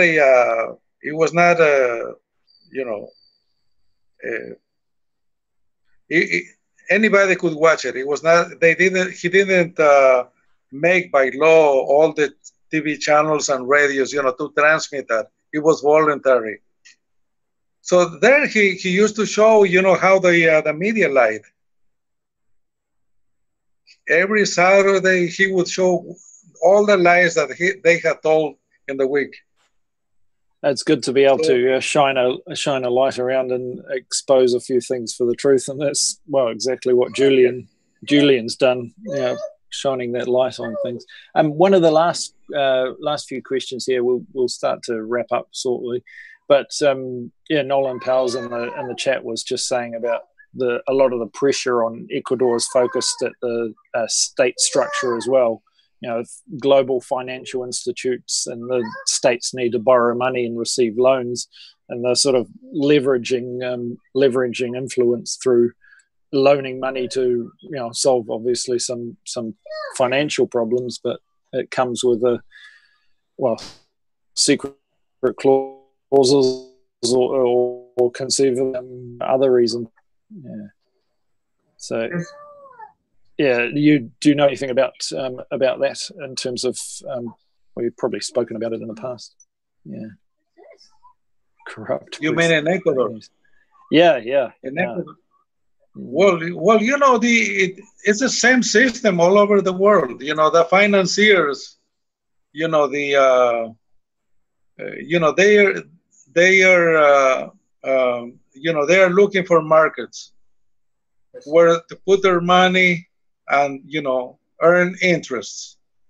And probably that they create a fund, you know, the Ecuador fund. Then they make a hedge fund, and they end up making, you know, 100% profit. You understand what I'm saying? And they probably making money off the money. Right. Yeah. And they probably, you know, make, they make, you know, those hedge funds, they, you know, they have a value for each unit, you know, and they maximize the value of that. It's like I think it's like a ghost currency, a temporary currency, you know, that they create, you know, and they drive the value of that currency, you know, up to a good point, you know, and then they probably put a dictator, and that and that the currency goes down, and then they put another guy who's going to do the same thing. So they create another hedge fund. So, you know, that's been the story all over the world. So, playing, you know, in Ecuador, all around the world. Yes, and now in Brazil, you should see all the multinationals are just, you know, it's like a, you know, sitting a whole bunch of, you know, hungry guys, you know, on a table with a knives and forks, and they all want a piece of that, you know, ham, you know. So, and the bigger guy gets a bigger chunk. That's how I see it. Yes, it's getting worse in a lot of places. Yes. Oh yes, yes. And I've been reading about, investigating about that a lot, and it's a complete corrupt system. You see what they do, for example, in the United States, if they lend, for example, they just made a loan, a promise of loan to Argentina for almost over $55 billion. Now, we should ask ourselves, where is that money coming from? Well, sure, the U.S. Treasury prints that money. Yes. They just print it out of thin air, you know, 50 billion. Yes. And, you know, they use the same technique like the cartels, you know. They just launder money. They just create, you know, out of thin air. Yeah. And that's what they are doing.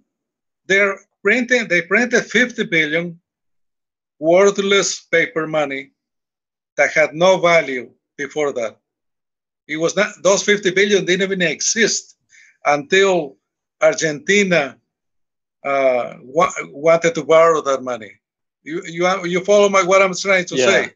Yeah. So you're creating that 50 billion didn't, that 50 billion didn't exist at all.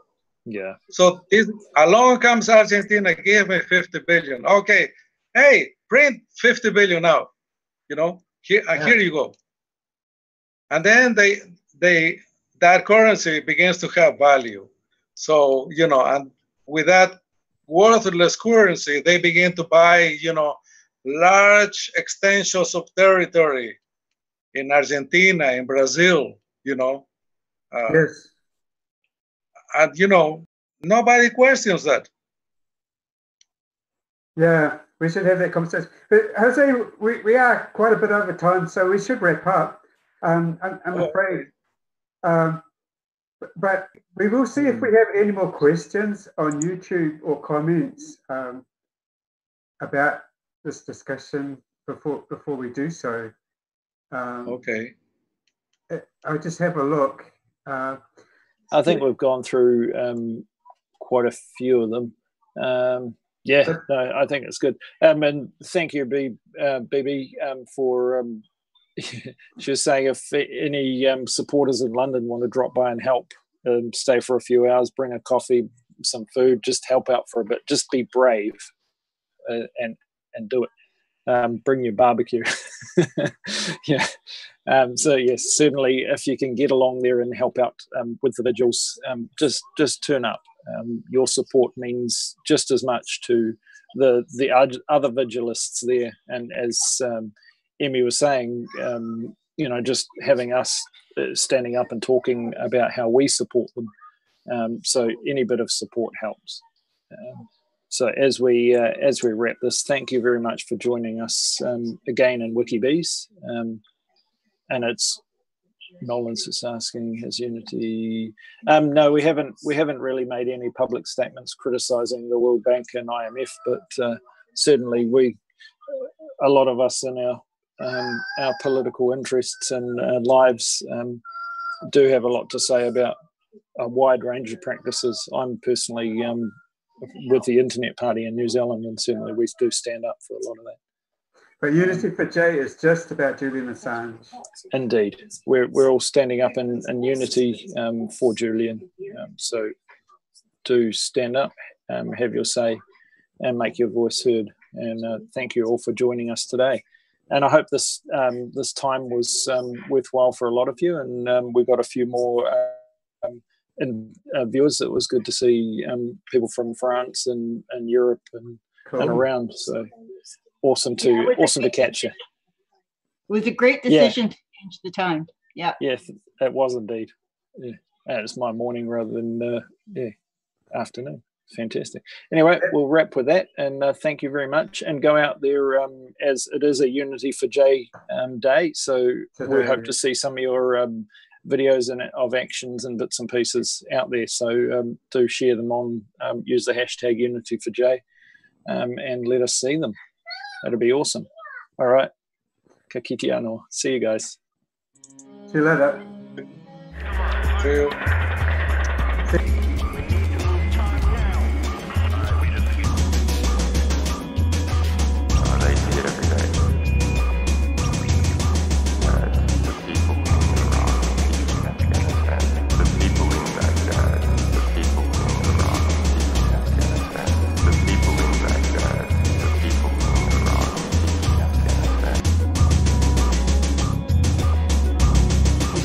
Say, can't we just run and stop?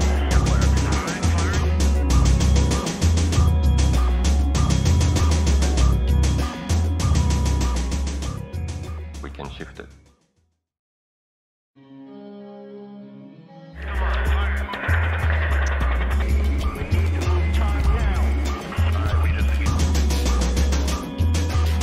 They see it every day.